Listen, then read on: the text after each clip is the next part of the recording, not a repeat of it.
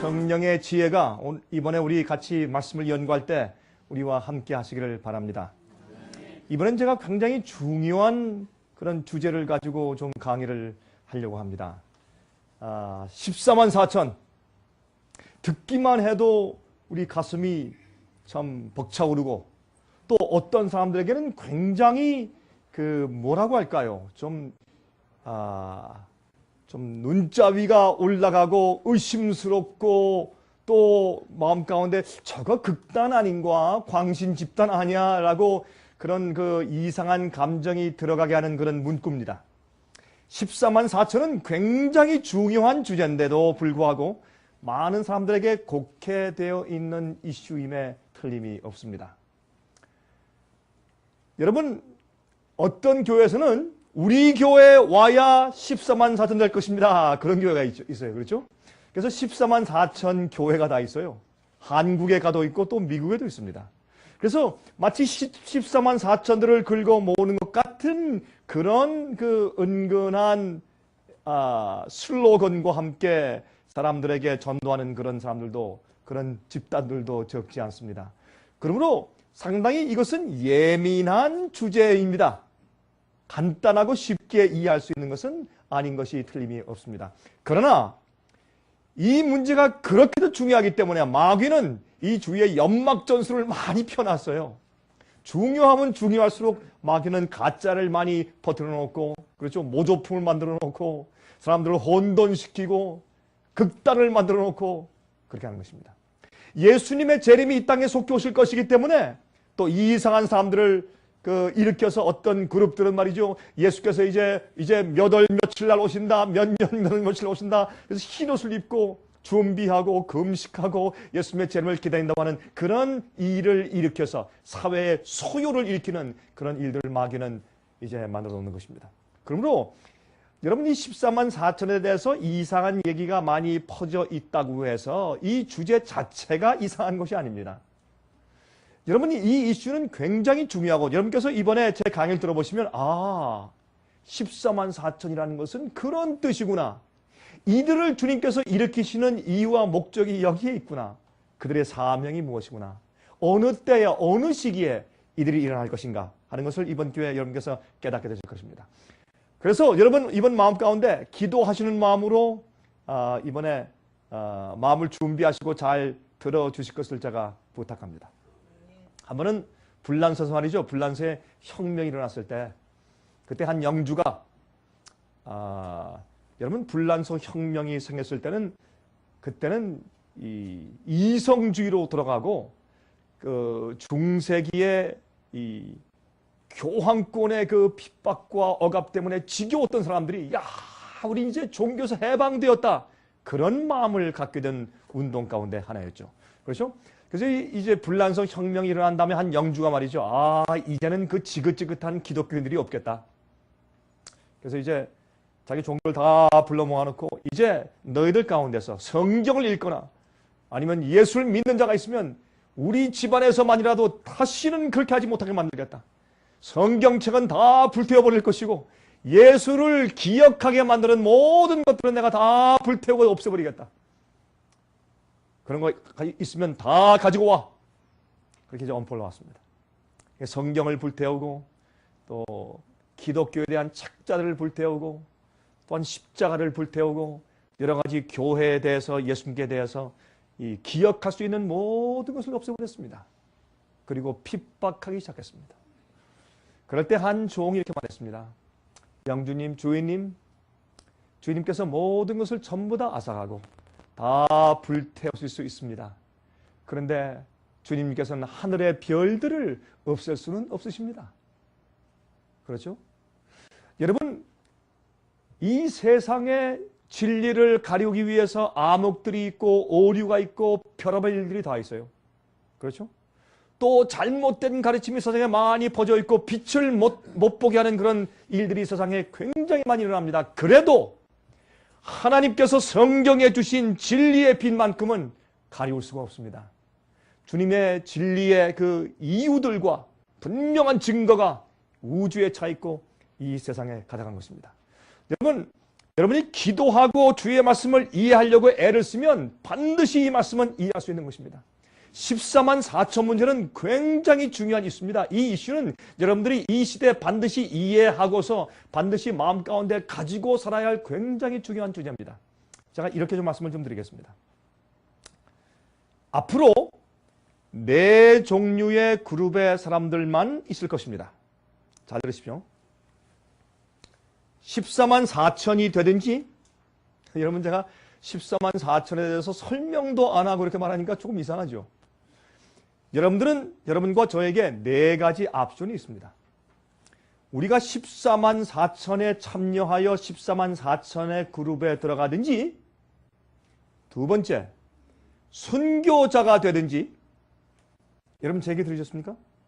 순교자가 되든지, 앞으로 순교자가 있을 것인가? 앞으로 순교자가 많을 것입니다. 중세기에 5천만 내지 1억 명의 순교자가 약 한 1000년 정도의 기간 동안 있었습니다. 그때 그들은 성경을 위해서, 진리를 위해서, 빛을 위해서 목숨을 바친 일을 했습니다. 이제 앞으로 짐승의 표의 환란이 닥칠 때 순교자들이 생길 것입니다.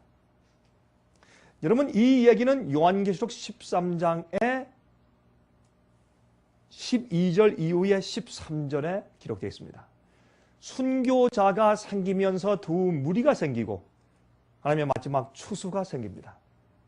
알곡이 생기고 가라지가 생기는데, 알곡과 가라지가 정확하게 분리되는데, 가라지를 그곳에서는 포도송이로 표현했습니다.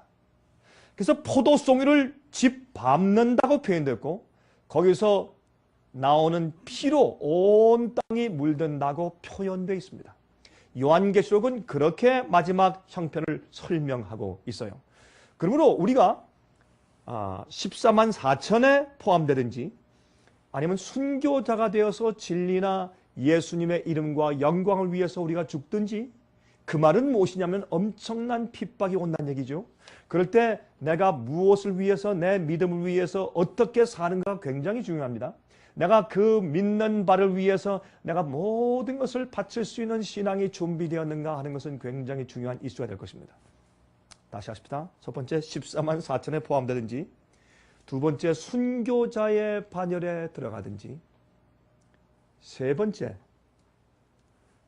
미리 잠재움을 받아서 환란을 통과하지 않고 환란 동안에 마지막 개국 이래로 없던 환란이 일어날 때 땅속에서 잠자고 있다가 주님께서 오실 때 천사의 나팔과 큰 호령으로 오셔서 주님을 알고 주님 안에서 믿고 죽은 자를 먼저 일으키시고 부활시킬 때, 그때 부활해서 주님의 재림을 맞이하든지, 그런 자들이 세 번째입니다. 네 번째, 짐승의 표를 받고 영원히 멸망당하고 영원히 멸망당하기 전에 7 재앙을 받든지, 4가지 부류만 있을 것입니다. 다시 할까요? 첫 번째 누구요? 14만 4천. 두 번째 순교자. 세 번째 잠재움을 받는 사람들. 예를 들어서 너무 몸이 약하거나 너무 연세가 많거나 너무 어리거나 해서 마지막 그 엄청난 환란을 통과하기에 좀 어려운 자들은 누군지 모르겠습니다. 하나님께서 그들을 불쌍히 여기고 은혜를 베푸사 그들을 잠재워서 그 환란을 통과하게 하시다가 주님께서 부활 아침에 일으켜서 하늘에 데리고 가실 것입니다. 네 번째는 짐승의 표를 이마나 오른손에 받고 7재앙의 고통을 당하고 마지막에 예수께서 오실 때 그 영광의 광채로 죽임을 당할 것입니다. 그리고 천년기가 있죠. 그다음에 악인들의 두 번째 부활이 있다고 성경은 말씀합니다. 예수께서 말씀하기를 부활은 2가지가 있는데 의인들의 부활이 있고 악인의 부활이 있다고 분명히 성경은 선포하고 있습니다. 그러면 4가지 부류가 있습니다. 여러분들은 어떤 부류에 속하길 원하십니까? 제 이 질문하니까 많은 분들이 목사님 좀 잠자다가 일어났으면 좋겠습니다. 참 얌체들이 많아요. 그렇죠?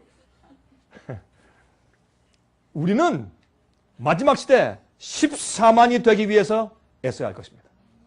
14만이 실제 숫자인가 상징 숫자인가 하는 것은 여러분 이번 3일 동안 우리가 연구하면 우리 대략 짐작하게 될 것입니다. 그들이 누구인가?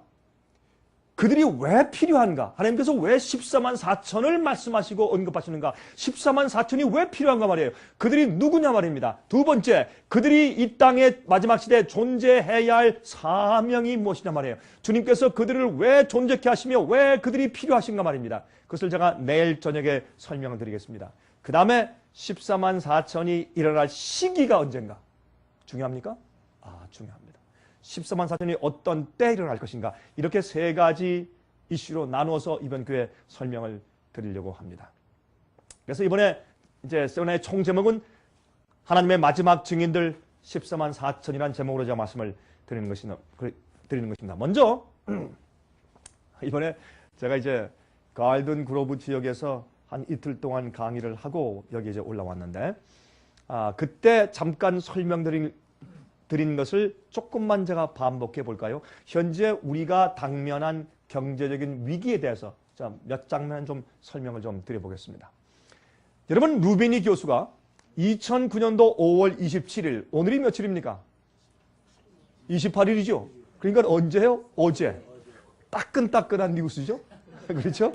아주 뜨거운, 바로 어제 나온 따끈따끈한 뉴스인데 2009년도 5월 27일 날 한국에서 여러분 지금 이 루비니 교수가 한국에 가 있는 거 아시죠? 여러분 루비니 교수는 제가 지난번에 설명을 드렸다시피 이 사람은 지금 경제의 대예언가 선지자가 되어 있습니다.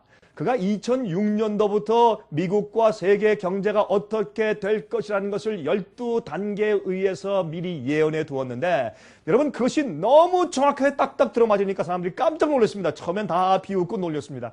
그런 일이 어떻게 있을 수 있는가 믿지 않았습니다. 그러나 그가 예언한 것들이 정확하게 하나 둘 셋 넷 다 들어맞자 사람들이 깜짝 놀라게 되었습니다. 그래서 지금은 갑자기 이 사람이 지금 경제 선지자가 되었고 이 사람은 뉴욕 대학의 비즈니스 스쿨에 있는 교수입니다. 이 사람은 러시아 출신인데 굉장히 일약 유명한 인사가 되었어요.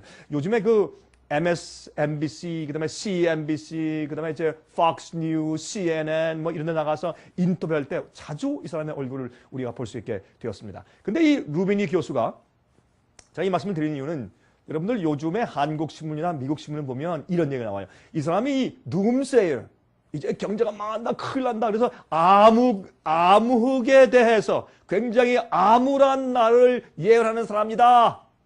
좀 기분 나쁜 뉴스를 전해주는 사람이다. 이런 별명이 붙었는데 요즘에 신문에 사람들이 떠들기를 이 유명하고 정확하게 예언한 루비니 교수가 2009년도 말에 경제가 드디어 회복된다고 말한다. 그렇게 이제 사람들이 신문에 내고 말을 하기 시작했습니다. 그런데 어제 한국신문도 마찬가지예요. 한국신문에도 그렇게 신문에 나온 것을 제가 보았습니다. 그런데 그 어제 인터뷰에서 한국에서 루비니 교수는 이렇게 말했습니다. 나는 year end, 이 올해의 마지막쯤에 가서 이 지금의 이 경기 침체가 회복될 것이라는 말을 내가 했다. 사실. 했는데 사람들이 말하기를 그래서 나는 낙관주의자라고 말한다. 그러나 나는 이런 일이 이런 경기 침체 회복이 생길 것인데 언제 2009년도 말쯤 생길 것이라는 얘기를 내가 오랫동안 벌써 얘기해 왔다. 내가 처음 얘기한 것은 아니다. 그런데 그 뒤에 보세요. 여기 말하기를 그런데 이것은 사람들이 나를 조금 오해한 것인데 좀 간단하게 줄이면 그는 2010년도 언제입니까? 내년도 2010년도에 Perfect Storm, 여러분 Perfect Storm이 뭔지 아십니까? 바다에서 일어나는 태풍을 말하는 것인데 이 Perfect Storm은 기압, 온도, 바람 이것이 잘 들어맞아가지고 이 폭풍 가운데서 기가 막힌 이런 폭풍이 와서 정말 상상도 못할 40피트, 80피트 같은 큰 파도가 일어나서 어떤 배도 그 폭풍을 견딜 수 없게 굉장히 높은 파도와 함께 생기는 폭풍을 perfect, 완전한 스톰, 완전한 폭풍이라고 부릅니다. 그런 일이 2010년도에 다시 올 가능성이 크다고 나는 이미 예언해왔다. 그건 무슨 말입니까? 2009년도 말쯤에서 경기가 다시 회복되는 것처럼 보이지만 그 다음에 2010년대에 엄청난 어려움이 온다. 그런 말을 했는데 신문 기자는 뭐만 얘기합니까?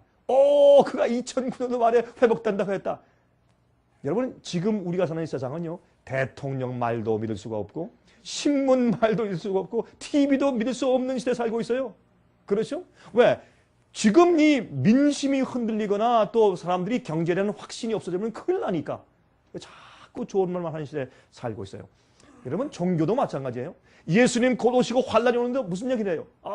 예수 믿습니까? 복 받습니다. 이미 구원 받았습니다. 걱정하지 마십시오. 그런 평안하고 안전하라고 하는 그런 소리를 외치는 것을 예수님께서 이미 말씀하셨어요. 그것은 거짓 선지자입니다. 이게 말씀하기를 There is even a risk of a double dip. 더블 딥이 뭐예요? 한번 떨어졌다가 조금 올라갔다가 다시 더 깊이 떨어지는 더블 딥이에요. 두 번 빠지는 것입니다. W 쉐입이에요. 그렇죠? 내려갔다가 올라갔다가 내려갔다가 올라오는 이 더블 쉐입 리세션이 바로 다음 해에 생길 것이라고 그렇게 예언을 하였습니다. 이것이 로이터 통신 2009년도 5월 28일 오늘 아침에 게재된 기사입니다. 여러분, 저는 경제학자가 아닙니다. 그렇게 오해하지 마십시오. 저는 목사입니다. 그래서 제가 이런 경제 문제를 연구하는 이유는 저는 성경 예언을 연구하고 강연하는 사람이기 때문에 예수님 속에 오시니까 사람들 깨워야 하는 파수꾼의 역할이 제 마음 가운데 있기 때문에 자, 그래서 이런 것을 연구하지 않을 수 없습니다. 예언에 말씀된 것이기 때문에 그렇습니다. 자, 이 세상에 지금 전 세계적으로 어떠한 경제적인 그런 형편이 퍼지고 있을까요? 2009년도 3월 2일자 여러분 여기 보니까 가을든 그로브 집회도 참석한 분들이 몇 분 계시네. 여기 보니까. 여기 다시 오셔서 참 반갑고 감사합니다. 근데 그때 말씀드렸지만은 2009년도 3월 2일자에 2일에 힐러리 클린턴 미 국무장관이 중국을 방문했을 때 중국 정부의 eminent domain이라는 문서를 가져다 주었습니다. eminent domain. 무슨 문서입니까? 이 문서는 미국의 국가 채권을 계속 보유하고 구입하도록 권유하기 위해서 주는 각서인데 중국 정부에 제발 달러를 풀지 마시오. 달러를 유로 달러로 바꾸지 마시오. 그리고 국가 채권을 많이 사두었는데 미국 국가 채권 제발 이것을 덤프해서 팔지 마시오. 라고 사정을 하는 것입니다. 미국이 겉으로 사정할 수가 없지요. 그렇죠? 체면이 있는데 경제 대국이고 군사 대국인데 그럴 수가 있습니까? 그러나 뒤에서는 사정할 수밖에 없게 생겼습니다. 왜요? 중국이 가지고 있는 미국 달러의 양이 1조 달러. 엄청 1조 달러니 여러분들 얼굴에 표정에 별로 변화가 없네. 뭐 항상 들어오고 항상 신문에 읽는데 뭐 1조 달러. 그래서 요새 뭐 1조에 10조 뭐 18조 그러니까 1조 달러 뭐 그거야. 1조 달러가 요즘에 옆집 강아지 이름이 되어서요. 그렇죠? 우리 좀 이따 보십시다. 1조 달러를 가지고 있어요. 중국이. 엄청난 보유액입니다. 그래서 이 에미넌 도메인의 문서의 뜻은 뭐냐면 유고시에 어떤 문제가 생길 때 미국에 중국이 미국의 어떤 도시나 땅이나 건물들이나 공장들을 즉시로 소유할 수 있다는 양도 각서입니다. 이야, 세상에 이런 일이 다 있어요. 중국에 그 양도 각서를 줬어요. 그래서 요즘에 미국의 3대 자동차 회사가 있죠. Ford, Chrysler, GM. 크라이슬러는 파산 신고했죠. 그렇죠? 그래서 이제 각 차의 종류 마들끼리 분리해서 이제 사업을 하고 또 외국 회사에 팔아버려요. 그런 일을 하고 있습니다. 또 지금 6월 1일 언제입니까? 다음 주 월요일 날 GM이 드디어 bankruptcy 파산 신고를 파일한다고 이미 뉴스에 발표했습니다. 다음 주 월요일 날 6월 1일 날 참 흥미있어요. 이런 판에 포드가 맨 마지막에 넘어가겠죠. 이런 판에 무엇을 하고 있습니까? 이제 오바마 대통령이 지금 발표하기를 이제 우리가 2010년 말쯤부터 시작해서 중국차를 수입하겠다? 말이 됩니까? 그 뒤에 있는 여러 가지 이유가 있는 것을 여러분께서 이해하셔야 할 것입니다. 여러분 세상의 경제는 참 심상치 않게 돌아가고 있어요. 여러분 1930년대 루즈벨트 대통령의 뉴딜 정책에 쓰여진 돈이 5천억 달러였고 세계 2차 대전에 쓰여진 돈이 3.6조 달러였습니다. 월남 전쟁에 쓰여진 돈이 7천억 달러였고 현재 미국의 금융위기 보조 금액이 베일아웃 마니가 약 9조 달러에 달합니다. 굉장하죠? 우리가 이렇게 살겠습니까? 지금은 여러분들이 이 세상에 오래 살기 위해서, 세상에 오래 말뚝박기 위해서 준비하고 살 때가 아니라 하늘 가나안 땅에 가기 위해서 준비할 때입니다. 제가 그것 때문에 말씀을 드리는 것입니다. 현재 미국의 주택 소유자들 중에서 약 18%가 집값의 금액보다 훨씬 많은 융자액을 갚고 있습니다. 여러분, 우리가 지금 계속 팽을 하고 있는데 원래 살 때 집값은 80만 불인데 지금 뭐 55만 불로 떨어졌어요. 근데 누가 집값을 내려고 할 것이요? 그게 파산 신고하는 것이지. 이 18%가 미국의 집을 소유하는 사람들 가운데서 참 2008년도 말에 통계에 의하면 현재 미국의 집이나 아파트나 콘도들 중에서 약 15%가 비어 있습니다. 여러분, 디트로이트에 가보십시오. 굉장합니다. 텅텅 빈 집들이 많습니다. 그래서 여러분, 홈레스 피플들은 요새 디트로이트로 많이 간답니다. 살 집이 많아서.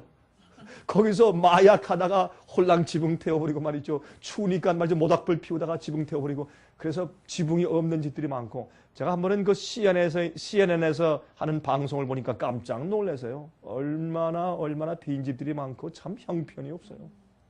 거기는 자동차 산업이 주업인데 그게 무너지니까 굉장한 파탄이 생기고 있는 것을 우리가 알 수 있는 것입니다. 여러분, 여러분 마음껏 그런 생각이 드시죠? 아이, 그건 목사님 디트로이트죠. LA는 괜찮습니다. 우리 조금만 시간을 지나보면 알게 될 것입니다.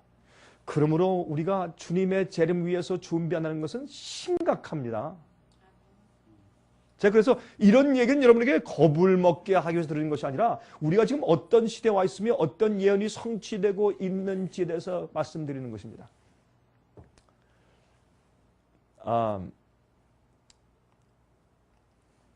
2009년도 3월 12일의 통계에 의하면 현재 미국 정부는 1시간에 10억 달러씩 지출하고 있대요. 1시간에. 그러니 견디겠어요?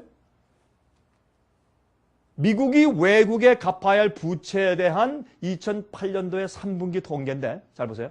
Gross External Debt입니다. 이게 13.6조 달러입니다. 다시 말해서 미국이 국내 우리 스스로에게 빚지고 우리 자손들에게 빚진 것이 아니라 실제 우리가 당장 미국 정부가 외국에 갚아야 할 빚이 13.6조 달러입니다. 이것을 GDP라고 하는 아니요. 그런 빚이 있는데 GDP는 Gross Domestic Product. 다시 말해서 우리 미국의 국내 생산량입니다. 그 생산량에 우리가 외국에 빚지고 있는 빚만 95.6%입니다. 우리가 1년에 미국에서 총 생산하는 국내 생산량의 95%가 외국에 빚지고 있는 돈입니다. 참 심각하죠? 심각합니다. 2008년도 미국의 GDP가 말이죠. 미국의 2008년도 1년 동안에 국내 총생산량이 14.3조 달러였습니다. 그런데 우리가 외국에 빚지고 있는 것이 13.6조 달러니 어떻게 하면 좋겠느냐 말입니다. 여러분, 1조 달러는 얼마나 될까요? 1조 달러. 돈을 이렇게 쌓지 말고 그냥 이렇게 하나로 이렇게 쌓을 때, 여러분 여기 계신 분들 가운데 돈만 보셔도 가슴이 울렁울렁한 분들 계시죠? 야, 돈만 봐도 좋죠. 그렇죠?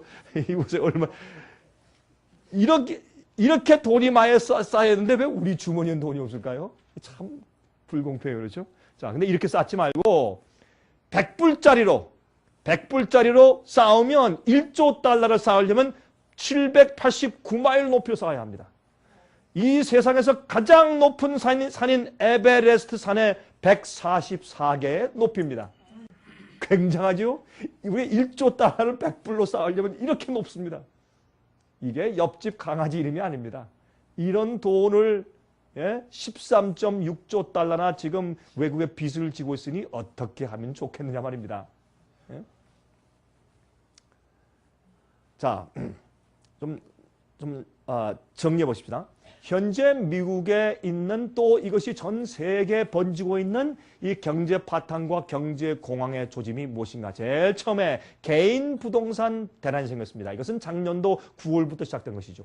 개인 부동산 투자한 사람들 가운데서 문제가 생겼는데 그래서 이제 서프라임 수남이래요. 서프라임은 프라임이라는 뜻은 신용이 좋은 극상품 좋은 사람들 말이에요. 신용이 좋은 사람들이 프라임이에요. 은행에서는 신용조사에서 신용이 좋고 수입이 좋고 잘 갚아온 그런 신용이 좋은 사람 프라임 한 사람들한테 융자해 주는데 돈이 넘쳐나니까 왜요? 외국과 이제 이렇게 거래를 하고 무역 거래하다가 물론 그 미국이 항상 무역 적자를 가지고 있죠. 그래서 이제 외국에서 항상 무역 이제 흑자와 수입을 올리는데 그것을 외국에서 전부 다 미국에 재투자하고 갔으니까 미국 주식시장과 부동산에 투자했으니까 미국 자체에서는 현금과 돈이 넘쳐나게 됐습니다. 그것을 자꾸 이제 빌려줘야지 은행에서 돈을 버니까 이제 신용자들에게만 융자해 줘야 되는 것을 서프라임 신용자들 밑에 신용 불량자들에게도 융자를 해주기 시작한 것을 우리가 서프라임 수남이라고 부르는 것입니다. 그렇죠? 그렇게 했는데 그런 사람들이 어떻게 해요? 손발 다 들고서 못 갚겠습니다 하는 일이 생겨서 이게 융자의 파탄이 생겼습니다. 그러니까 나중에 신용이 좋은 사람들까지도 큰 손을 입고 우리도 못 갚겠소 하는 일들이 생기고 집값이 그냥 땅에 떨어지는 이상한 일들이 생기게 된 것입니다. 그래서 개인 부동산의 대란이 생겼어요. 그것이 처음입니다. 두 번째, 지금 여러분과 제가 2단계에 들어가 있는데 두 번째 단계는 무엇입니까? 커머셜 부동산의 대란입니다. 오피스 건물들, 그렇죠? 비즈니스 건물들, 식품점들, 식당들, 몰들, 백화점들 이런 데가 부동산의 파탄이 생기는 것입니다. 그래서 그것을 커머셜 부동산 대란인데 지금 여러분과 저는 작년 말에 개인 부동산 대란을 겪었고 지금까지 계속되어 왔고 지금도 계속 중이고 이제는 우리가 이 커머셜 경제 대란 가운데 부동산 대란에 들어간 것입니다. 여러분 이 샌프란시스코 크로니클 이 신문에 올해 4월 16일자에 이런 기사가 나왔습니다. 우리 미국 국내에서 두 번째로 가장 큰 쇼핑몰, 백화점 몰들을 소유한 시카고 제너럴 그로스 프로퍼티 이 회사가 약 한 220개의 몰들을 미국에서 소유하고 있는데 여러분 220개의 큰 백화점 체인을 가지고 있으면 굉장합니까? 굉장한 미국에서 이 커머셜 부동산의 소유주 회사 가운데 두 번째 회사인데 이 회사가 file for bankruptcy 예? 파산 신고 신청을 했어요. 부도가 났어요. 왜요? 빚이 270억 달러의 빚이 생겼어요. 못 갚겠어요. 그래서 이렇게 220개의 몰을 가지고 있는 회사가 파산 신고를 했습니다. 자, 그 다음에 지금 그래서 우리가 지금 두 번째 커머셜 부동산 대란에 지금 들어왔습니다. 그러면 지금 보세요. 지금 여러분이 보실 때도 여러분 주위에서 말이죠. 어떤 큰 몰 같은 거나 쇼핑센터를 지금 오픈하려고 했는데 새로 짓긴 졌는데 들어올 뭐가 없어요. 테넌트가 없어요.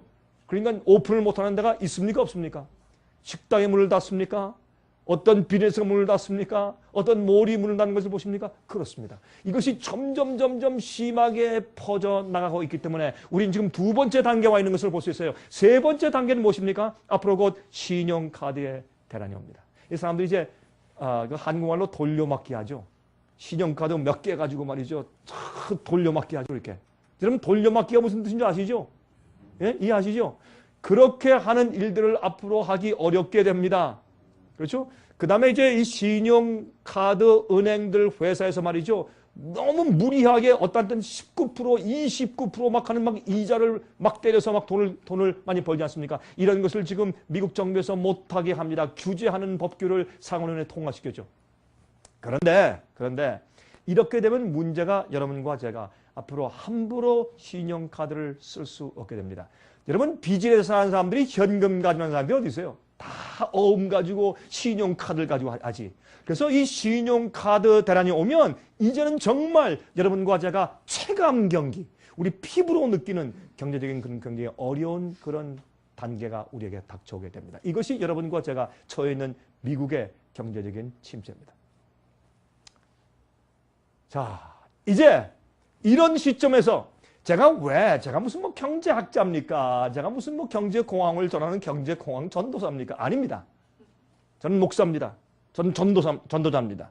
저는 사람들의 영혼을 준비시켜서 곧 오는 환난 위해서 영적으로 어떻게 준비하며 곧 오시는 예수 그리스도의 재림을 위해서 어떤 품성을 준비하고 마지막 핍박을 통과하기 위해서 어떤 빛과 진리를 가지며 어떤 품성을 가지고 확고하게 서야 할지를 가르치고 준비시키는 사람입니다. 이것이 너무나 중요하기 때문에 저는 이걸 위해서 저는 목숨을 바쳤습니다. 저는 그런 사람이지 경제에 대해서 설명하는 경제학자가 아닙니다.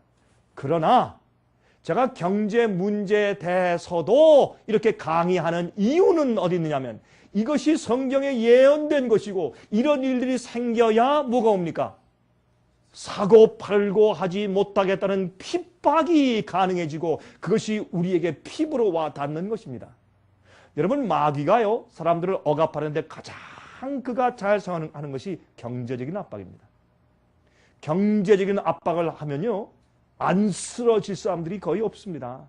아무리 믿음 좋은 사람도 굶겨보세요. 아무리 충성스럽다는 사람도 먹고 살 수 없게 되고 말이죠. 자식들이 울고 비즈니스 망하고 빚더미에 앉아보세요. 견딜 사람이 거의 없어요. 그러므로 경제적으로도 우리가 지혜 있게 주님의 뜻대로 살아야 할 때가 되었단 말입니다. 여러분들 빚이 많으세요? 제가요, 이 빚을 지고 이렇게 하니까, 한 번은 제가 어디 가니까 말이죠. 어떤 국문학 박사가 저를 붙들고 하는 얘기가, 아니, 목사님, 제가 목사님 설교 참 감사히 잘 듣습니다. 근데 목사님 어떤 때 발음할 때 발음이 잘못됐습니다. 빚을 지으십니다. 히읗이 아니고. 그렇게 이제 저한테 이제 이렇게 교정해 주더라고요. 제가 감사했습니다. 여러분, 빚이 많으십니까? 빚을 많이 지고 있는 분들.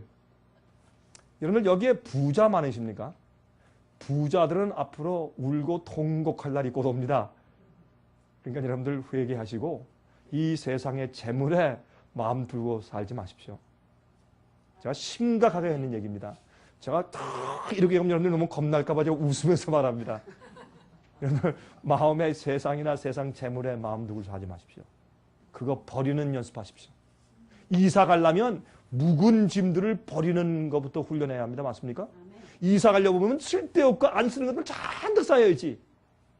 그거 버리세요. 그거 버리고요. 여러분 주식에 투자한 사람들 있어요? 빨리 버리세요. 그거 어디 버리는 줄 아세요? 하나님 사업에 버리세요. 그러면 돼. 하나님께. 옆에 이웃에 불쌍한 사람들 있어요? 그 사람들한테 버리세요. 네? 세상에 소망을 두지 마세요. 이제 그게 다 안개처럼 사라지고 여러분 깜짝 놀랄 일들이 생겨요. 지금부터 그걸 훈련해야 돼요. 네? 여러분 내가 조금만 잘하면 이제 지금 100만 불짜리 집에서 200만 불짜리 갈 수 있다. 그렇게 하지 마세요. 여러분 그렇게 할 때 여러분 마음 가운데 신앙이 생길 수가 없어요. 그렇죠? 안 되는 것입니다. 그러므로 여러분 이런 것은 우리에게 이제 사고 팔고 하게 하지 못한다는 경제적인 큰 압박이 오므로 택한 자까지 미혹해 하려고 마귀가 우는 사자같이 달려온다는 것을 제가 경고하는 것입니다. 여러분들 우리가 신앙적인 준비라는 것은 내가 주님 믿습니다. 감사합니다. 주님 알아서 다 해주시겠죠. 그것이 아니라 주의 말씀대로 내가 깨닫고 지혜를 가지고 정리할 것은 정리하고 안 할 건 안 하고 버릴 건 버리고 할 것은 하고 이렇게 하는 내 실제적인 신앙적인 부흥과 개혁이 있어야 합니다. 그냥 내가 주님 믿습니다. 십자가 피해 보를 믿습니다. 이렇게만 하는 것이 아닙니다. 신앙이라고 하는 것은 내 매일의 생활 가운데 주님의 뜻대로 사는 것이 신앙입니다. 믿음이라는 것은 주님의 약속과 주님의 명령과 예수님 앞에서 내 온 마음과 뜻과 정성과 목숨과 힘을 다하여 주님, 예스, 알겠습니다. 그게 믿음입니다. 믿음은 예수께서 말씀하신 대로 사는 것입니다. 우리가 구원받는 것은 믿음으로 은혜로만 구원받는 것이나 구원받은 자들은 주님께서 우리를 어떻게 인도하시고 말씀하든지 어린 양이 어디로 인도하든지 따라가는 자들이 믿는 자입니다. 절대로 여러분 잊지 마십시오. 자, 그러므로 여러 가지 세상의 징조까지도 설명을 드린단 말입니다. 자, 14만 4천은 누굴까요? 왜 예수님께서 14만 4천을 성경에 언급하시고 14만 4천의 필요를 강조하셨을까요? 이들이 누굴까요? 왜 이 문제가 많은 교회와 많은 사람들에게 오해되거나 많은 사람들이 이 얘기를 얘기하면 꼭 극단과 광신인 줄 알거나 아니면 이 문제에 대해서 이해할 필요가 없다고 느끼고 있을까요? 한번 연구해보십시다. 14만 4천은 누구일까? 왜 14만 4천에 대한 이슈가 중요한가 말입니다.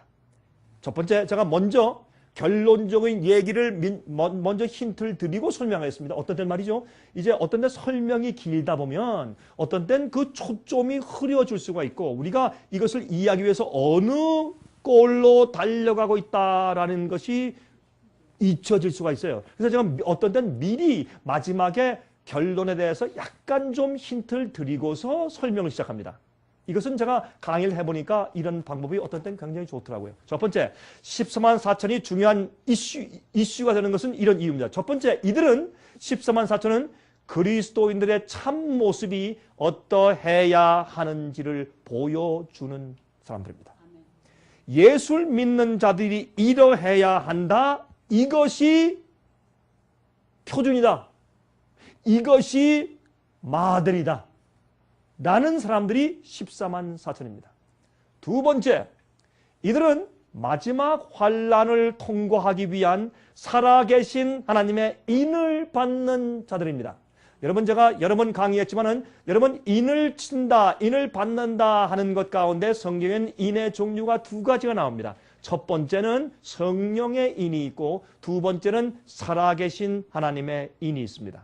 성령의 인은 거듭난 사람에게 처지는 것입니다. 우리가 거듭나고 구원의 경험에 들어갈 때 아브라함에게 약속하신 성령을 우리가 받는다고 했습니다. 그 성령은 우리 마음속에 들어가서 우리를 변화시키고 거듭나게 하는 하나님의 역사죠. 그래서 성령을 받고서 성령의 인침을 받지 못한 사람은 단 한 명도 하늘에 있지 못할 것입니다. 아담으로부터 시작해서 예수께서 이 땅에 재림하시게 될 때까지 모든 구원받는 성도들은 성령의 인침을 받아야 합니다. 성령의 인침을 통해서 새로운 피조물 되는 것입니다. 그것은 거듭남의 경험으로 시작하는 것이죠. 우리의 성장과 성화의 모든 경험도 성령의 인침을 받은 사람에게만 가능한 것을 우리가 아는 것입니다. 두 번째, 살아계신 하나님의 인은 무엇인가 하면 마지막 환란을 통과할 때 받는 사람입니다. 그 사람들은 100년 전 사람들은 이 인을 받을 수 없습니다. 1000년 전 사람은 안 됩니다. 3000년 전 사람은 안 됩니다. 50년 전에 태어났다가 죽은 사람도 안 됩니다. 이 살아계신 하나님의 인은 마지막 시대의 개국 이래로 없는 환란과 특별히 이 짐승의 표의 환란으로 택하신 자들까지 미혹하고 그들을 멸망시키려고 마귀가 마지막에 발악을 하면서 최후의 핍박으로 다가올 때에 그때에 견디고 주님 안에 손에 잡혀있는 주의 참된 백성들은 살아계신 하나님의 인을 이마에 받게 될 것입니다. 이들을 성경은 14만 4천이라고 표현했습니다. 중요합니까? 아주 중요합니다. 세 번째, 짐승의 표를 받지 않고 그 우상에 경배하지 않고 승리하는 자들을 14만 4천이라고 성경은 표현합니다. 자, 그러면 이들이 중요합니까? 굉장히 중요하고 말고요. 우리가 이들의 정체에 대해서 이들이 어떤 성격을 가지고 있으며 어떻게 살 것이며 마지막에 어떻게 될 것인가, 그들의 운명이 어떤 것인가, 그들이 어떻게 된단 말이에요. 그들이 죽을 것인가 살 것인가, 또 그들이 일어나고 준비되고 인침받는 시기가 언젠가, 지금 우리가 살고 있는 이 시대에 우리 시대는 우리와 14만 4천의 그룹과 어떤 관계가 있을까? 이런 것을 알고 깨닫는 것은 매우 중요한 것입니다. 아멘 하십니까? 이건 매우 중요한 이슈예요. 그래서 제가 14만 4천 문제에 대해서 이렇게 시리즈로 설명을 드리는 것입니다. 여러분, 그래서 아무리 바쁘셔도 내일 저녁도 오시고 또 모레도 오셔서 이 강의를 들으시길 제가 부탁을 합니다. 왜? 이것은 그냥 여러분들이 시간 있으면 듣고 시간 없으면 안 듣고 그럴 이슈가 아닙니다. 얼마나 중요한 것인지 모릅니다. 자, 이제 가십시다. 14만 4천은 성경에서 딱 두 번만 언급되어 있습니다. 두 번만. 요한계시록 7장과 요한계시록 14장에 언급되어 있습니다. 여러분, 제가 이번에 쓴 책, 성소책을 여러분에게 이제 다 드릴 것입니다. 그러면 그게 한 150페이지 정도밖에 안 돼요. 제가 길게 안 썼습니다. 그러나 복음과 특별히 마지막에 14만 4천 문제를 이 성소의 경험이 무엇인가? 성소는 그저 하나의 무슨 뭐 상징이지만은 성소는 여러분과 제가 경험해야 할 우리의 실제 그리스도인들의 경험들이에요. 그래서 이 성소 문제에 대해서 제가 기록할 때 그 안에 14만 4천이 누구며 그들이 왜 증인들이며 마지막에 어떤 역할을 해야 할 것인가에 대해서 기록해 놓았으니까 여러분 집에 들어와서 꼭 읽어보시기 바랍니다. 제가 이 책을 드리니까 어떤 분들은 돌아가서 그날 저녁에 한 몇 시간 동안 다 읽어버렸다. 어떤 한국인 목사님께 드리니까 그걸 읽고 그 이튿날 당장 저한테 전화 왔어요. 세상에 이걸 읽어보니까 참 강 목사님 복음이 한눈에 보입니다. 마지막 백성이 무엇인지 한눈에 보이고 왜 하나님께서 14만 4천을 말씀하셨는지 내가 이제 알겠습니다. 그렇게 얘기를 하더라고요. 자, 요한계시록 7장과 14장에만 14만 4천을 언급하셨습니다. 처음에 요한계시록 7장 1절부터 4절까지 또 9절부터 17절까지의 말씀을 잠깐 좀 보도록 하십시다. 이 일 후에 보니 이 일은 무슨 일이 있은 다음에 이런 말씀하시는가 하는 것을 조금 이따 이제 6장에 가서 설명을 하겠습니다. 이 일 후에 우리는 성경을 읽을 때 말이에요.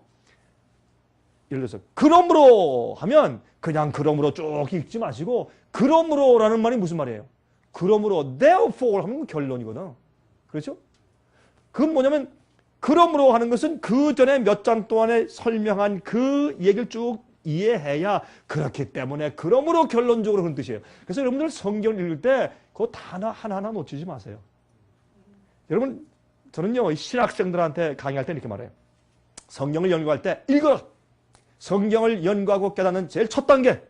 설교를 준비할 때 제일 첫 단계가 무엇이냐? 성경을 읽어라. 그러니까 어떤 학생들이 젊은 학생들이 웃으면서 아니 목사님 그건 우리도 가르치겠습니다. 그거 다 당연한 거죠. 성경을 읽어야 말씀을 준비하고 또 깨닫고 또 설교 준비하죠. 그게 아니라 설교를 읽어라. 읽고 또 읽고 또 읽고 또 읽고 읽는데 언제까지? 내가 어떤 다른 교과서나 어떤 뭐 주석책이나 누가 날 가르쳐 주지 않아도 그 안에 있는 어떤 것들은 말이죠. 우리가 말씀을 깊이 연구하고 그 상식이 좀 적으면은 그러면 어떤 단어나 어떤 연대, 어떤 왕들 우리가 잘 몰라요. 역사를 잘 모르니까 그럴 수 있어요. 그냥 그거 말고 그 문맥 안에 있는 내용과 초점 말입니다. 진짜 그 안에 있는 진짜 뭘 말하는지 그 주요 에센스 말이에요. 그거는 안 배워도 알아요. 국문학교를 안 다녀도 글씨만 읽고 성령의 은혜 가운데 거듭난 경험만 있으면 성경을 다 이해할 수 있어요.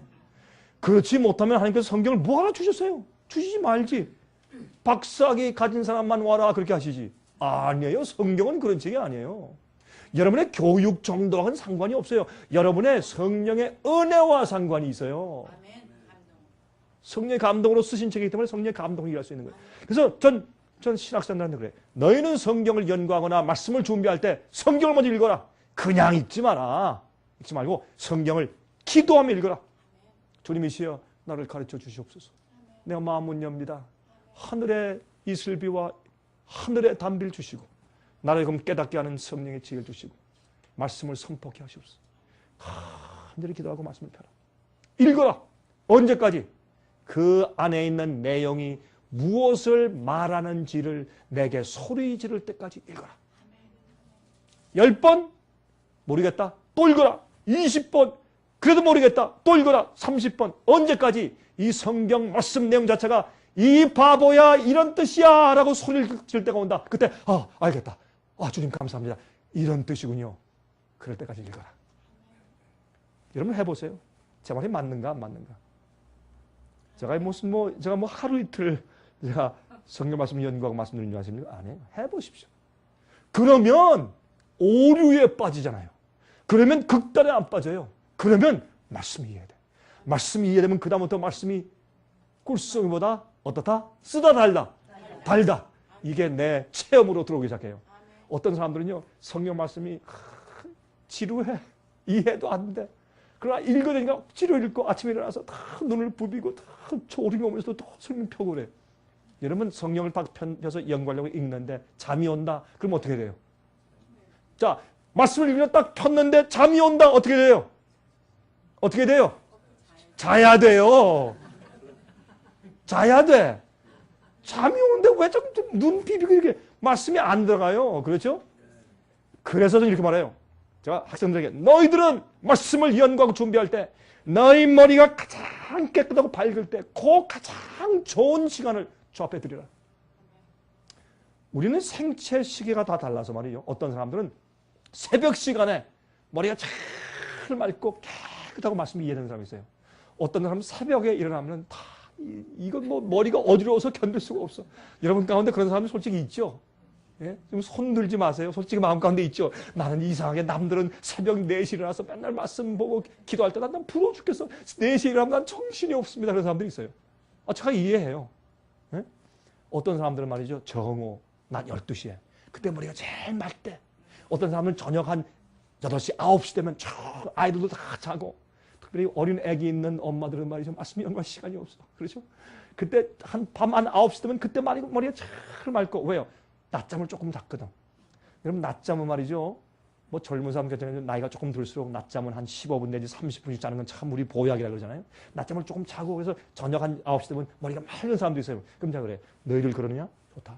그러면 저녁 9시 그 시간을 하나님께 드려라. 우리는요. 하나님 말씀을 이해하고 주님의 뜻대로 살기 위해서 가장 좋은 것을 주 앞에 드려야죠. 예? 가장 머리 깨끗하고 가장 기력이 왕성하고 힘이 날 때 그때는 뭐예요? 돈 벌기 위해서 다 바쳐. 그리고 어떻게 해요? 말씀 연구하려고 딱 펴면 다 졸음이 오고 나른하고 그러니까 안 돼. 그게 신앙이 안 자라는 거예요. 희생을 해. 버릴 걸 버려요. 가장 좋은 시간에 머리가 가장 깨끗하고 가장 힘이 있을 때 그 시간을 주의 말씀을 받는 하늘의 이슬을 받는 시간을 바치세요. 생활을 똑바로 고치세요. 잘라버릴 걸 잘라버리고 똑바로 하세요. 그래 신앙이 자라지. 목사님 나는 한마음 육신은 모르지만 마음은 모르지만 육신이 약합니다. 육신을 약하게 하는 거죠. 그렇죠? 우리가 고칠 건 고쳐야 합니다. 그러므로 보세요. 2일 후에 하면 2일 후가 무슨 뜻인가? 우리 알아야 돼. 내가 내 천사가 땅 내 모퉁이에 선 것을 보니 땅의 사방에 바람을 붙잡아 바람으로 하여금 땅에나 바다에나 각종 나무에 불지 못하게 하더라. 또 봄에 다른 천사가 살아계신 하나님의 인을 가지고 해돋는 데로부터 올라와서 땅과 바다를 해롭게 할 권세를 얻은 내 천사를 향하여 큰 소리로 외쳐거라대. 굉장히 빨리 읽었죠 너무. 왜냐면 다 아시니까 제가 빨리 읽습니다. 우리가 우리 하나님의 종들의 이마에 인치기까지 땅이나 바다나 나무나 해하지 말라 하더라. 내가 입맞은 자의 수를 들으니 이스라엘 자손의 각 지파 중에서 입맞은 자들이 몇 명이다? 14만 4천이. 14만 4천이. 자, 그러므로 이 14만 4천이 일어나고 인침받는데 그때가 언제다? 사방 바람이 놓여질 때다. 사방 바람이 놓여지려고 했을 때다. 이런 말씀 늘 말씀드리지만 각종 나무나 땅이나 바다에 불지 못하게 하라. 여러분과 제가 음식을 얻는 곳이 바다요 나무요 땅이에요. 앞으로 우리가 먹고 사는 일이 굉장히 힘들어지고 여러분 우리 목구멍이 포도청이라 마귀가 이 먹는 것 때문에 마시는 것 때문에 우리를 압박해서 믿음을 팔아먹게 만들 것입니다. 이런 핍박과 시련이 오는 그 즈음에 주님께서 인침을 하시는 종들이 올라오는데 그 숫자가 14만 4천이라고 말했으니까 이게 얼마나 중요한 이슈냐 말이에요. 예? 이런 사람들이 이걸 연구하고 이해를 못해요. 이해를 못해요. 자, 그런데 아까 2일 후에 그랬죠? 근데 어느 후에 14만 4천을 강조했냐 말이에요. 2일 후에 강조했단 말이에요. 계시록 6장 12절부터 17절 보시면 여기에 마지막에 말이죠. 6째 인을 떼실 때 큰 진이 나며 해가 총담같이 검어지고 온 달이 피같이 되며 하늘의 별들이 무화과 나무가 대풍에 흔들려 선과 실이 떨어지는 것 같이 땅에 떨어지며 하늘은 종이축이 말리는 것 같이 따라가고 각 산과 섬이 제자리에서 옮기우며 땅의 임금들과 왕족들과 장군들과 부자들과 강한 자들과 각 종과 자주자가 굴과 산 바위 틈에 숨어 산과 바위에게 이르되 우리 위에 떨어져 보좌에 앉으신 이의 낮춰서와 어린 양의 진노에서 우리를 가리우라. 야, 굉장히 아프겠어요? 바위가 머리에 떨어지는데 얼마나 그들이 양심에 가책되고 괴로우면 제발 산아 바위야 내 머리를 쳐서 날 죽여라. 왜 난 예수님 얼굴 볼 수 없다. 그렇게 하겠냐 말이에요. 이런 마지막 시대에 말이죠. 그들의 진노의 큰 날이 이르렀으니 누가 능히 서리요 하더라. 누가 감히 어린 양 예수께서 이 땅에 우리 죄를 위해 십자가 돌아가기 위해서 초림하시는 것이 아니라 의인을 구하고 악인을 심판하기 위해서 두 번째 오시는 재림날 앞에 누가 감히 설 수 있겠느냐? 라고 소리를 지를 때 그 다음에 7장에서 받기를 2일 후에 이런 계시를 주시면서 그 다음에 누구? 이 때에 설 수 있는 인침받은 살아계신 하나님의 인을 이마에 받은 자들이 일어나는데 그들을 14만 4천이라고 불렀단 말이에요. 이해하시겠습니까? 그러면 이들은 마지막 시대에 예수께서 오실 때 이마에 인침받고 설 자들입니다.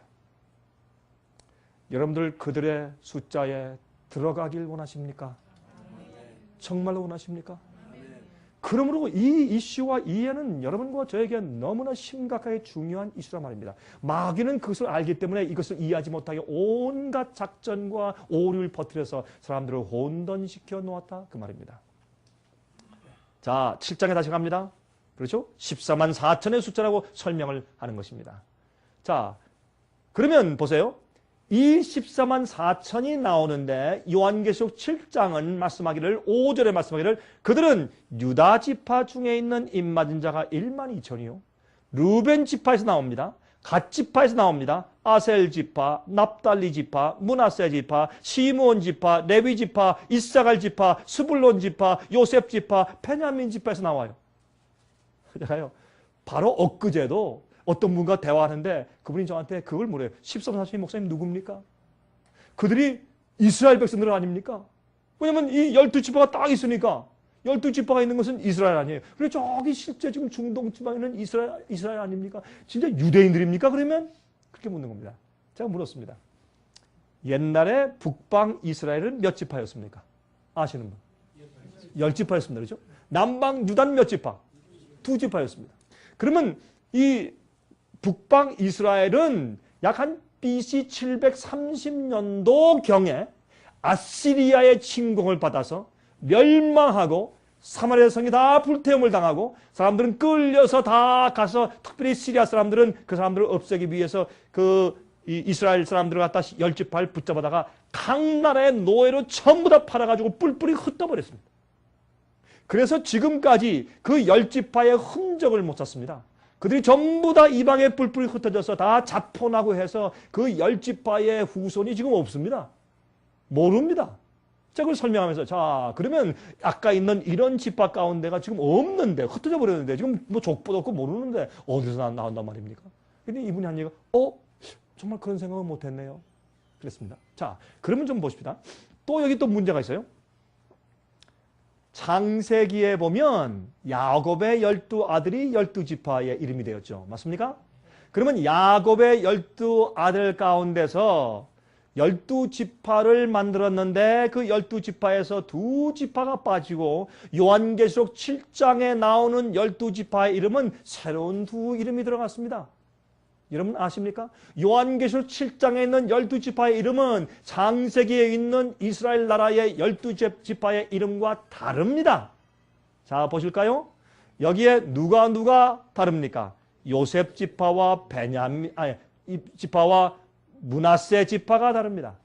므낫세 지파와 요셉 지파는 원래의 12지파 가운데 없는 이름들이었습니다. 여러분, 므낫세는 누굽니까? 요셉의 아들입니다. 그렇죠? 요셉의 아들이니까 어떻게 한 집안에서 아버지와 아들이 12지파에 들어갑니까?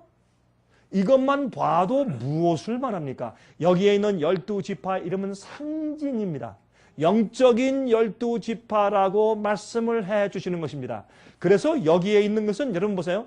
여기에 요한계시록은 상징의 책이에요. 그래서 여기에 있는 이 이름들을 이렇게 말씀하시고 여기에 요셉 지파와 므낫세 지파를 넣어서 원래 실제 12지파와는 다르다는 것을 여기 힌트를 넣어 주셨다 그 말입니다. 그러면 보세요.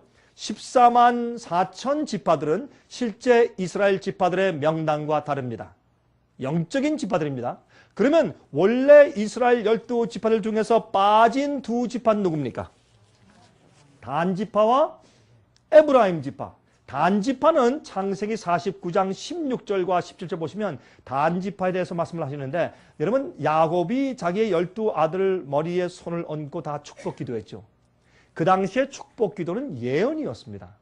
예언이었어요. 옛날에 제비를 뽑았죠. 제비를 뽑을 때 하나님께서 특별한 기적을 베푸셔서 정확한 사람들을 뽑아내시고 그렇게 하셨어요. 예? 그러므로 여기에 이 단에 대해서 성격을 얘기할 때 이렇게 얘기했어요. 단은 이스라엘의 한 지파같이 그 백성을 심판하리로다. 단은 길의 무엇이요? 뱀이요. 여러분 단을 닮으면 안 됩니다. 단은 길의 뱀이요 첩경에 뭐라? 독살이로다. 말굽을 물어서 그 탄자로 뒤로 떨어지게 하리로다. 이거 뭐예요? 단지파의 성격은 뭐냐? 남을 물고 늘어지는 자. 한 번 원한 맺히면 잊지 않는 자. 꽁 하면 안 잊어. 어떤 사람은 꽁 한 번 하면 끝까지 가죠. 절대 안 잊어버려. 끝까지 요시 하면 복수하고 말아. 그거 단지파요. 여러분 마음 가운데 꽁 하고 잊지 않거나 복수심이 있거나 뒤에서 남 모르게 헐뜯거나 정죄하거나 남을 이상하게 공격하거나 하는 그런 것은 전부 다 단지파 성격이요. 여러분 이 단지파의 성격을 버리고 변화받지 못하면 하늘에 가지 못합니다. 하늘엔 단지파가 없어요. 그렇게 설명을 해주셔서 성경님이. 또 두 번째 에브라임 지파가 뭡니까? 호세아 6장 10절에 말씀하기를 내가 이스라엘 집에서 가증한 일을 보았나니 거기서 에브라임은 행음하였고 이스라엘은 더럽혔느니라. 그래서 에브라임 지파가 북방 이스라엘 10지파 가운데 제일 큰 지파였어요. 그래서 에브라임은 북방 이스라엘의 별명이었습니다. 그래서 에브라임아 그래서 이스라엘아 이스라엘 그런 뜻이었어요. 옛날에 이 구약 성경에 말이죠. 그래서 이 이스라엘 에브라임은 간음하는 자, 우상 숭배하는 자의 별명이었어요. 하나님의 진리대로 하지 아니하고 오류를 믿거나 우상을 숭배하거나 이 이교의 가르침대로 따라 살아사는 이런 존재들을 에브라임 이스라엘이라고 불렀단 말이에요. 그래서 여러분들 진리대로 하지 아니하고 잘못된 바벨론의 포도주를 따라간다든지 아니면 여러분 마음 가운데 우상을 가지고 버리지 않고 변함받지 못한 자들, 영적으로 행음하는 자들, 하나님 여호와의 가르침과 주님의 이름대로 살고 따르지 아니하고 잘못된 길로 우상 숭배하는 자들은 하늘에 가지 못합니다. 그래서 이 단과 에브라임을 그렇게 성경은 설명해 놓은 것을 우리가 볼 수 있어요. 그러므로 에브라임 지파 보세요. 호세아 7장 4절, 8절, 9절 보세요. 저희는 다 간음하는 자라 에브라임이 열방에 혼잡되니 저는 곧 뒤집자는 전병이다. 이게 무슨 말이에요? 뒤집자는 전병은 무슨 뜻이냐면 여러분 빈대떡 구울 때 한쪽만 계속 구우면 타죠? 탔단 말이야. 먹지 못하게 됐다고 말입니다. 뒤집자는 전병이에요. 어떤데? 성경 보면 참 재미있어요. 이 표현들이. 저는 이방인에게 그 힘이 삼키었으나 알지 못하고 백발이 얼룩할지라도 깨닫지 못하는도다. 나이가 먹으면 뭐래? 70세 80세 되어도 깨닫지 못하는데 우매해. 이렇게 설명했어요. 그러므로 진리를 아무리 가르치고 얘기해도 마음이 완악하여 깨닫지 못하고 말씀대로 하지 않는 자. 그렇죠? 영적으로 간음하는 자. 이방인의 힘에 삼킴 받았다. 다시 말해서 이 세상에 살다가 어떻게 해요? 나 주님의 뜻대로 살고 말씀대로 해야 되는 걸 알긴 알지만 자꾸 무엇이 더 강해요? 세상의 유혹이 강해요. 돈이 더 강해요. 세상 쾌락의 재미가 더 강해요. 그래서 그런데 삼켜버린 바 되는 자들을 에브라임이라고 설명했어요. 그래서 에브라임은 버림받았습니다. 북방 이스라엘은 멸망당하고 버림받았습니다. 그것은 교회가 바벨론이 된 상태를 상징하는 이야기였습니다. 자, 계시록 7장 9절부터 12절 다시 보십시다. 이 일 후에 내가 보니 각 족속과 각 나라와 족속과 백성과 방언에서 아무라도 능히 셀 수 없는 큰 무리가 흰옷을 입고 손에 종려 가지를 들고 보좌 앞과 어린 양 앞에 서서 큰 소리로 외쳐 가로되 구원하심이 보좌에 앉으신 우리 하나님과 어린 양에게 있도다 하니 모든 천사가 보좌와 장로들과 내 생물의 주위에 섰다가 보좌 앞에 엎드려 얼굴을 대고 하나님께 경배하여 가로되 아멘. 찬송과 영광과 지혜와 감사와 존귀와 능력과 힘이 우리 하나님께 세세토록 있을지로다. 그 다음에 뭐라 그랬어요? 아멘 하더라. 아멘 하더라. 여기 보니까 이 일 후에 내가 보니 각 나라와 족속과 백성과 방언에서 아무라도 능히 셀 수 없는 큰 무리가 흰옷을 입고 종려 가지를 가지고 들고 서 있어요. 자, 여기에 보세요. 요한계시록 7장 1절부터 4절까지 그 다음에 있는 또 8절까지 보니까 어떻게 되어 있어요? 14만 4천이 나오는데 내가 그 수를 어떻게? 들으니 그 수가 14만 4천이라고 말했는데 여기에 보니까 내가 어떻게 하니? 보니. 첫 번째 부분에는 내가 그 숫자를 들으니, 뒤에 설명하기를 내가 보니, 숫자를 들었을 땐 14만 4천이었는데 실제 눈으로 보니까 그 수를 셀 수가 있습니까? 없습니까? 셀 수 없어요. 여러분 10,000명 놓고 세보세요. 10,000명 셀 수 있어요? 못 세요. 10,000명을 놓으면 새카매가지고 못 세요. 제가요 중국에 가서 북경 하면 이 티안men, 천안문이죠, 천안문. 천안문에 가면요 그 큰 광장이 있어요. 거기에 이제 모택동 씨의 죽은 시체를 아직도 유리관에 놓는 그 기념관도 있고 그 앞에 또 국회가 있어요. 여러분 그 중국에도 국회가 있어요. 국회 건물이 있고. 그다음에 큰 데는 거기 이제 Forbidden City 그 옛날에 자금성 그렇죠? 아무도 들어가면 안 돼. Forbidden City라고 해서 거기 있는데 그 Forbidden City에 들어가서 성벽 그 높은 데 올라가서 이렇게 내다보면 그 이제 천안문 광장이 한눈에 보여요. 보면 와, 전 중국에 가서요. 인해 전술이 뭔지를 제가 그때 이해해서 사람들이 지나가는데 이건 강이야 강.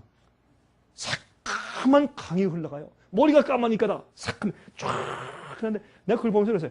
하나님 어떻게 저들에게 복음을 전합니까? 이건 불가능한 일입니다.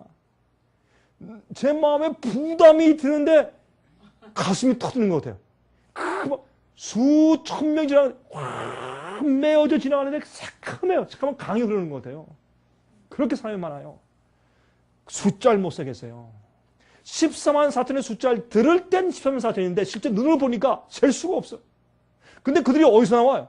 각 나라와 족속과 백성과 방언에서 미국에서 좀 나오고 한국에서 나오고 중국에서 나오고 스페인에서 나오고 독일에서 나오고 남미에서 나오고 다 아프리카에서 오고 각 나라와 족속과 방언과 백성에서 나오는 거예요. 누가? 14만 4천. 어떤 사람들은 그래요. 14만 4천은 한국 민족이래. 그 욕심은 좋은데 그러면 안 되죠. 그렇죠? 네. 그러니까 여기 각 나라와 족속과 백성과 방언에서 능히 한눈으로 셀 수가 없어요. 여러분 우리가 눈으로 하늘의 별들을 셀 수 있는 우리 가시적으로 우리가 셀 수 있는 숫자가 얼마나 그래요? 약 한 1,000개라 그러죠? 1,000개는 이렇게 셀 수 있는데 그 1,000개 넘으면 이 육안으로 잘 눈에 안 들어온대요. 그러니까 14만 4천이니까 눈에 숫자가 안 보이게 너무 셀 수 없처럼 느껴지죠.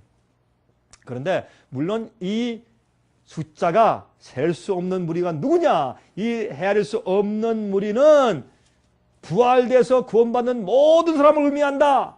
그런 사람들도 있어요. 14만 4천은 마지막 시대 주의 의인들이고 그렇게 하는 사람들도 있어요. 제가 그것 때문에 싸우고 할 마음이 없어요.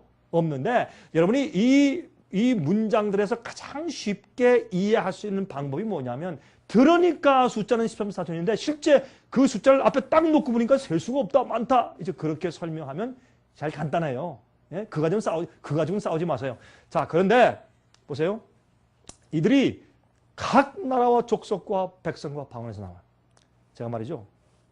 남미의 어떤 지역을 가니까 남미의 그 지역 남미 사람이 다 그런 건 아닌데 어떤 지역을 가니까 이런 지역이 있어요. 거기는요. 시간 관념이 별로 없어요. 옛날에 여러분 기억하십니까? 코리안 타임. 기억하시죠? 연세 드신 분들은 옛날에 우리가 살 땐 코리안 타임이죠. 뭐 7시다. 그럼 다 7시 반에 와. 시간 지키는 사람이 별로 없어요. 그렇죠? 다 그 코리안 타임이라는 별명이 있었는데 요즘에는요. 한국 사람들이 다 잘 지켜. 뭐가 있으니까. 지하철이 있으니까. 다 아주 약속을 잘 지켜서 코리안 타임이라는 말이 없어졌어요. 근데 저기 남미에 가면 남미 타임이 있어요. 그건 그들이 말해, 자기들이 그래. 자기들 웃으면서 라틴 타임 그래요. 라틴 타임이래요. 그래서. 근데 어떤 날 이제 말씀을 전하러 갔는데 이제 꽤 구석진 그런 지방인데 가니까요. 이 사람들이요. 시간 관념이 달라. 우리하고는 달라요. 우리는요. 10분만 늦어도 짜증을 부리죠. 여러분 비행기 타고 있는데 한 10분만 연착해봐요. 식량을 부리죠. 빨리 갑시다 하는 사람은 한국 사람밖에 없어요. 한국 사람들. 아니 비행기를 고쳐서 안전하게 죽지 않고 가는 게 더 낫지 빨리 무조건 가자면 안 되죠. 우리 한국 사람들은 이제 빨리 가자 그래 비행기 타도. 그런데 제가 거기 가니까요. 이 사람들 시간 관념이 좀 다른데 절 데리고 지금 이제 7시 반 집회 저녁에 절 데리고 지금 이제 차 타고 가는데 가다가요. 이렇게 하다가 이 운전수가 탁 가다가 자기 친구가 지나가. 그럼 서! 창문 내리고 개빠소. 그래. 그래가지고 또 와가지고 얘기하고, 너희 누나 잘 계시냐? 부모님 잘 계시냐? 사돈의 팔촌 잘 있느냐? 누구 결혼한 이모 잘 계시냐? 별 얘기를 다 물어. 그래서 빨리 가자. 지금 시간이 없다. 이러면 죠. 그럼 뭐라는지 아세요? Pastor, don't you worry. We'll get there. Don't you, Pastor. 이래요. 난 답답해 죽겠는데. 한국 사람이. 여기 또 이제 가요. 가면 또 어떤 아주머니가 할머니가 이렇게 머리에 뭘 이고 가. 그럼 또 서요 또. 내려. 그걸 자기가 메고서 언덕에 다 집에 데려다 주고 또 와. 그리고 또 가. 난 답답해 죽겠어. 이게 시간이 없는데 말이에요. 예? 이렇게 시간 관리 라틴 타임. 그리고 거기서 설교할 땐 저한테 뭐라 그러는지 아세요? 그분들이 목사님 파스토르 강 don't you worry preach preach preach 걱정 말래. 2시간도 그렇고 3시간도 설교해도요 아무도 움직이는 사람이 없어요. 이 사람들은 그래요. don't you worry 파스토르. 이제 그래서 나중에 이제 그렇게 하다가 정말 인사할 거 다 하고 남들 도와주고 다 주고 가니까 벌써 도착하니까 7시 35분이에요. 나는 막 내자마자 막 뛰어가서 보니까 강당에 들어가니까 한 명도 안 왔어. 그래서 제가 그걸 보고 야 이거 참 이상하다 말이지. 그랬더니 들어오면서 말이죠. I told you, pastor, we are in Latin time. Latin time 그래 그 사람이. 근데 조금 있으니까 10분 지나고 20분 지나고 8시 되니까 사람들이 모이는데 가지고 꽉 수백 명이 차요. 시간이니까. Latin time. 우린 다 달라요. 문화가 달라요. 제가 나중에 그들과 함께 조금 지내면서 깨달은 것이 있어요. 우리에게는 시간 맞추는 게 중요해. 우리 문화가 시간에 늦어 오지마 우리만 간다 이렇게 해요. 우리는 예? 이 버스나 기차가 딱 올 때마다 시간 늦으면 싹 떠나버려. 아주 인정머리가 없어요. 우리는. 그런데 이 사람들은 그게 아니에요. 시간보다 사람이 더 중요해. 이해하셨어요? 집회할 때 사람들이 다 와야 시작해. 늦게 오면 예배드리지 마. 그게 아니에요. 사람들이 다 와야 시작해. 나중에 이제 가만히 보니까 그게 좋더라고. 그게. 그 사람들이 그냥 인정이 있고 그렇더라고요. 사람들 봐주고 불쌍히 여기고. 예? 그래요. 그런 사람들은 말이죠. 돈 있으면 한 10,000불 캐시를 가지고 옆집에 가지고 이거 좀 맡아줘. 그리고 한 달에 또 오면 그걸 그대로 줘요. 한국 사람은 금방 그때나 떼어먹고 도망가요. 그냥 그거 보니까 야 이거 이 사람들이 더 좋다. 더 좋아. 여기 뭐예요? 각 나라와 족속과 백성과 방언에서 여러 가지 다른 문화와 언어와 다른 지역에 사는 사람들이 어떻게 해요? 예? 다 믿음은 똑같고 진리는 똑같거든. 그냥 똑같은 성령을 받고 똑같은 주님 안에서 똑같은 말씀을 가지고 똑같이 침례를 받고 또 어떤 사람은 세례지. 똑같은 세례 받고 그러고서 똑같이 성령에 의해서 거듭나고 인침받고 나오는데 어떤 분은 당신 누구야? 난 중국에서 왔어. 당신 누구야? 난 한국에서. 당신 누구야? 남미에서. 당신은 유럽에서. 이런 사람들이 전부 마지막에 모일 때 각 나라와 족속과 방언에서 헤아릴 수 없이 많은 무리가 나온단 말이에요. 아멘. 여러분 생각하실 때 아이고 우리 지역엔 별로 없는 것 같아요. 걱정하지 마세요. 하나님께서는 이 세상 각 나라와 족속마다 당신의 참 백성들을 준비시키고 인치고 있다는 사실을 기억하십시오. 아멘. 이런 일이 지금 생기고 있어요. 아멘. 저는 세상에 여러 나라를 다녀봤어요. 30몇 개 국가를 다녔어요. 지금까지 제가. 무슨 복음을 전해봤어요. 많은 사람 만나고 보았어요. 여러 각 지방과 나라들마다 주님께서 당신의 백성을 불러 모으고 인치시고 있는 모습을 제가 보았어요. 저는 그래서 소망이 있어요. 전 자신이 있어요. 여러분 보실 때 제가 좀 힘이 좀 있는 것 같아요. 머리는 하얘도 제게 좀 정열이 있는 것 같습니까? 전 정열이 있어요. 전 자신이 있고요. 뭐 당장 칼이 들어와도 두려움이 없어요. 뭐 죽으면 죽고 뭐 말할 건 다 말해야 되고 제 마음 가운데 확신이 있는 것은 무슨 하늘이 무너져는 확신이 있어요. 저는 욕도 많이 받고 비난도 많이 받아요. 뭐 어떤 데는 극단이다 별얘기 다 들어요. 무슨 뭐 별얘기 좋다 이거예요. 나중에 가서 주님 앞에서 보자 이거예요. 주님께서 누구를 인정하시고 받냐 그거 한번 보자 이거예요. 제가 이렇게 자신감이 넘치는 이유는 제가 잘나서가 아니라 말씀이 분명하고 제가 다니면서 주님의 역사와 성령의 역사를 많이 보았기 때문입니다. 전 주님께서 14만 4천을 준비시키는 모습을 제가 보고 다니기 때문에 그래요. 저는 여러분의 얼굴 속에도 14만 4천의 가능성을 제가 보고 있기 때문에 제가 찬송하는 것입니다. 이건 중요한 얘기입니다. 여러분 깨어나십시오. 잘 이해하십시오. 하나님이 여러분을 왜 구원하시고 왜 여러분을 부르셔서 어떻게 되길 원하시는가 그 뜻을 좀 이해하세요. 주 예수 믿고 난 그저 구원만 받으면 돼. 그렇게 하지 마세요. 우리는 구원받기 위해 사는 사람이 아니요. 하나님을 위해 주의 영광과 명을 위해서 살기 위해 존재하는 사람들이에요. 그렇게 생각하지. 난 그렇게 구원받으면 돼. 그러지 마세요. 그건 얌체예요, 얌체. 예수님이 큰 희생으로 구원하셨는데 그저 나만 구원받으면 된다고 생각해. 그건 잘못된 생각이에요. 하나님 위해 사세요. 여러분 예수님 위해 사세요. 아멘. 아버지의 영광을 위해 사세요. 응? 자, 여기에 계시록 7장에 13절부터 17절까지 읽어볼까요? 장로 중에 하나가 응답하여 내게 이르되 이 흰옷 입은 자들이 누구며 또 어디서 왔느냐 물어요. 20자 장로 가운데 한 사람이 계시를 보고 있는 요한에게 물어요. 이 흰옷 입은 자들이 누구며 어디서 왔는지 아느냐? 그러니까 내가 가로되 내 주여 당신이 알리다 난 모르겠습니다. 이들이 누굽니까? 그가 나더러 이르되 이는 어디에서 나온다고요? 큰 환란에서 나오는 자들인데 어린 양의 피에 그곳을 씻어 희게 하였느니라. 큰 환란에서 나온다. 누가요?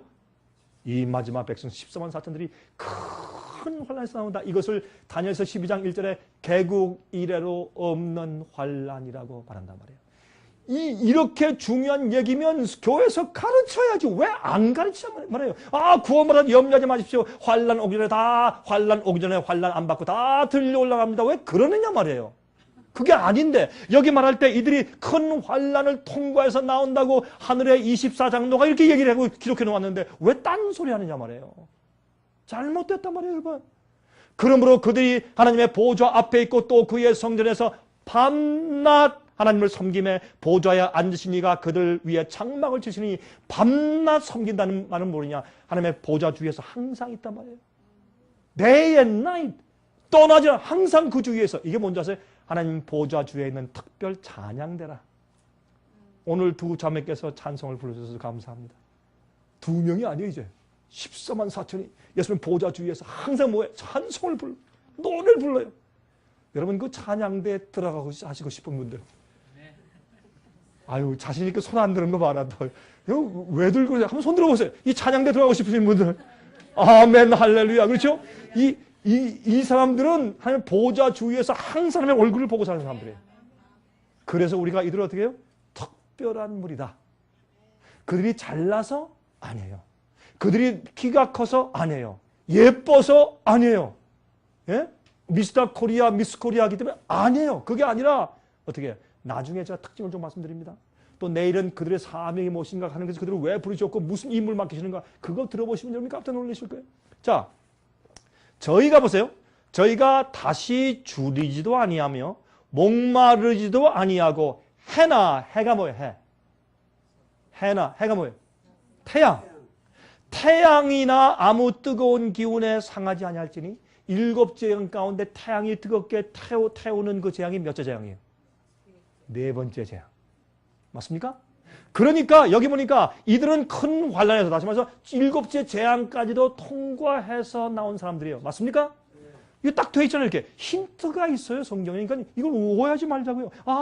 마지막 주의 참 백성들은 미리 다 들려 올라갑니다. 그렇게 하지 말란 말이에요. 성경에 정확하게 설명되어 있으니까. 자, 이는 보좌 가운데 계신 어린 양이 저희의 목자가 되사 어디로? 생명수 샘으로 인도하시고 하나님께서 저희 눈에서 모든 눈물을 씻어 주실 것이미로라. 여러분 오늘 오신 분들 가운데서 마음 가운데 서러움이 있습니까? 슬픔이 있습니까? 남한테 얘기할 수 없는 고통 가운데 있습니까? 아니면 고난 가운데 있습니까? 아니면 과거에 그런 경험이 있습니까? 여러분 그런 게 있으시죠? 저도 있어요. 어떤 때는요 주님 앞에서 혼자 펑펑 울고 싶어. 그럴 때가 있어요. 저도. 예? 어떤 때는 말이죠. 억울할 때 있고 마음이 아플 때 있고 그래요.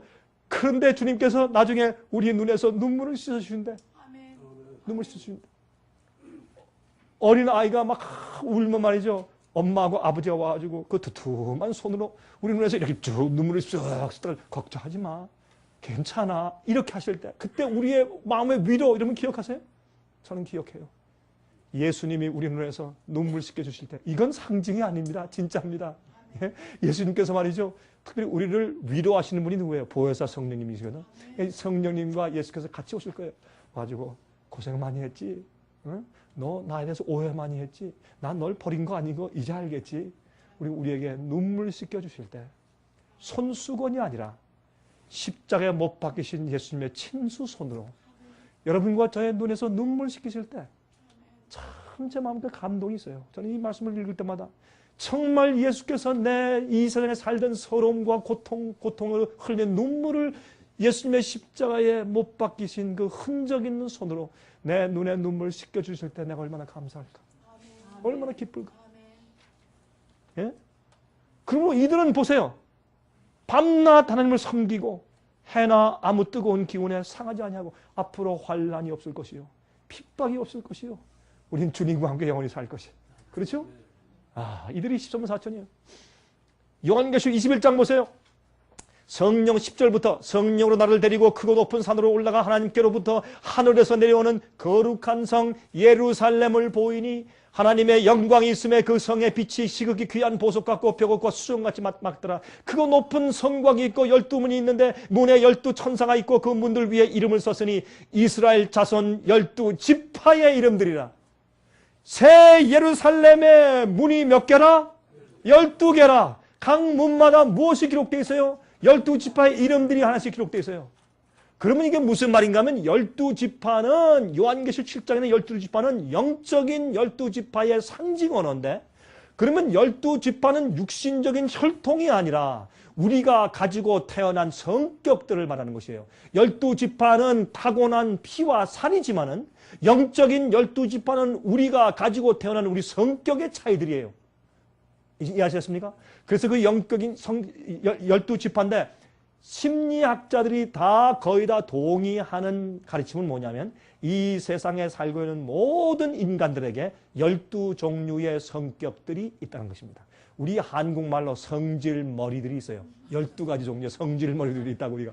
예? 옛날 말로. 그게 뭐냐면 태어날 때부터 이거는 personality가 아니라 temperament라는 영어로 temperament. 그건 우리의 타고난 기질들이라고. 그게 영어로 이렇게 말을 해요. choleric, sanguine, phlegmatic, melancholy. 이 네 가지 성질들이 있는데 이 성질 가운데서 choleric은 말이죠. sanguine이 섞인 choleric이고 phlegmatic이 섞인 choleric이고 또한 멜랑콜리가 섞인 콜레릭이 있어요. 그러니까 콜레릭이라고 하는 외성적인 사람 가운데 종류가 또 세 가지가 있어. 생균의 성격도 다른 것들이 다 섞여 있기 때문에 또 세 가지가 있어요. 플래그메릭에도 세 가지가 있고 멜랑콜리도 세 가지가 있고. 여러분 그래서 이 생균과 콜레릭은 외성적인 성격이고 플래그메릭과 그 다음에 이 멜랑콜리는 내성적인 사람이에요. 그런데 이렇게 심리학적으로 따져보면 콜레릭 성격은 좀 센 사람이거든요. 지도자, 밀고 나가는 사람인데 콜레릭 성격과 멜랑콜리는 좀 약간 정서적이고 예민하고 좀 내성적인 콜레릭 남자하고 멜랑콜리 여자하고 결혼하면 결혼 생활에 문제가 많대요. 근데 그건 또 사실인 것 같아요. 우리가 다 그렇다고 이렇게 뭐 예정설 하는 게 아니라 사실 그래요. 여러분 콜레릭은 말이죠. 아주 예민하고 좀 정서적인 여자를 갖다가 잘 다독거리고 이해해주고 그게 좀 부족하거든. 그냥 앞으로 쫙 막 달려가지. 그래서 우리에겐 그런 성격들이 있어요. 그런 성격들이 이 세상에 12가지 종류의 성격들이 있다고 말하는 것입니다. 그러면 하나님께서 무슨 12지파 무슨 말씀하시느냐? 나는 너희가 어느 조상을 가지고 어디에 어떤 성격을 가지고 어떻게 태어났다고 할지라도 물론하고 내 구원의 계획과 내 십자가의 파워와 내 성령의 능력은 어떤 사람이라도 그들을 변화시키고 구원하기에 충분하다. 그래서 하나님께서 택하신 당신의 나라가 12가지 종류의 지파가 있는 것처럼 주님께서 구원하시는 이 세상의 인간의 종류가 12가지가 있다고. 12가지 가운데 주님께서 극상품들을 골라내시고 내가 이들을 충분히 구원할 능력이 있다. 골고루 어떤 자더라도 내 구원의 계획은 그들을 구원할 수 있다. 라는 것을 보여주시는 상징 하나가 12 영적 지파예요. 예?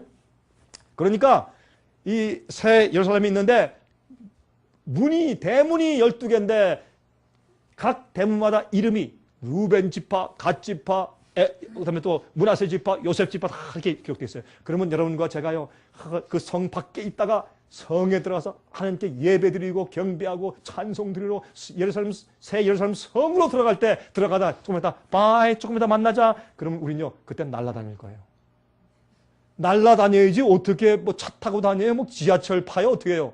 그게 날아다닌다고 그때는 하늘과 새 땅이니까. 그때 우리가 갈 때 말이죠. 갈 때 조금 이따 보자 하면 우리 여러분과 제가 우리 각각 속한 우리의 성질머리 지파 그 지파 이름이 쓴 곳으로 우리가 날라 들어가서 안에 들어가서 또 만나는 거예요.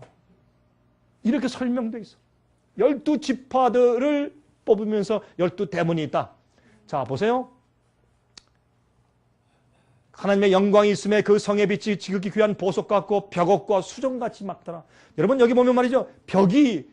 이 벽이 수정같이 맑아. 그러면 벽이 밖에서 들여다보고 안에서 밖을 볼 수 있단 말이죠. 이게 뭐예요? 영어로 다이아몬드. 그러면 투명해. 거기에 하늘에 가면 우리가 집에 가서 카텐 칠까요? 카텐이 계시고 밤에 잘 때 카텐 치고 이런 게 없어요. 거기는. 벽이 없어요. 벽에 위에 말이죠. 뭐 철조망 치고 이게 없어요. 왜? 의인들만 있으니까. 또 감출 게 있어야지. 다 써 보이니까. 우리는 빛의 의의 흰 옷을 입고 사니까. 예? 그렇게 설명해 놓았어요.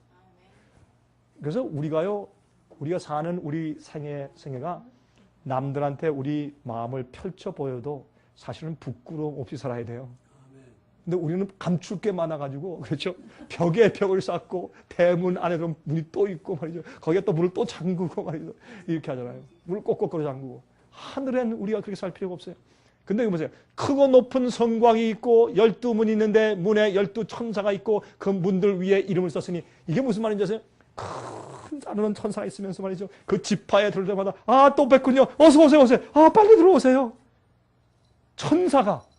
요즘은 어디 가려면 돈 내래. 그래서 돈 표 끊어가지고 들어가지만 그거 말고 거긴 무료해. 무료. 천사들이 다 환영해. 들어올 때 환영해. 나갈 때 환영해. 또 없어. 얼마나 아름다운 곳이요. 우리가 꼭 살아야 될 것이 아니에요. 여러분 서름 받았던 사람들은 이거 자꾸 명상하면 좋을 거예요. 여러분 자꾸 다른 거 무슨 뭐 백말 타고 왕자가 오실까 그렇게 하지 말고 그런 공상하시지 말고 이런 거룩한 생각 좀 하세요. 매일매일. 그래야 우리 용기가 생기지. 아이고 난 늙어서 그러지 말고 하늘을 그리세요. 그럼 그걸 젊어지니까. 그렇죠? 자, 동편의 세 문, 북편의 세 문, 남편의 세 문, 서편의 세 문이니 그 성의 성곽은 12기초석이 있고 그 위에 어린 양의 11사도의 12이더라. 기초석은 12개인데 거기엔 12사도 제자들의 이름이 기록되어 있어요. 문에는 12지파 이름이 기록되어 있고. 그렇죠? 누가복음 22장 30절에 뭐라 그랬어요? 예수님께서 12제자들에게 너희는 나와 함께 이스라엘의 12보좌에 앉아서 이스라엘을 다스릴 것이라고 말했어요. 그러므로 예수님의 제자 12사도는 그때 가서도 우리를 인도하는 지도자들이 될 것이에요. 예수께서 이렇게 너희는 나와 함께 12보좌에 앉을 것이라고 말씀했어요.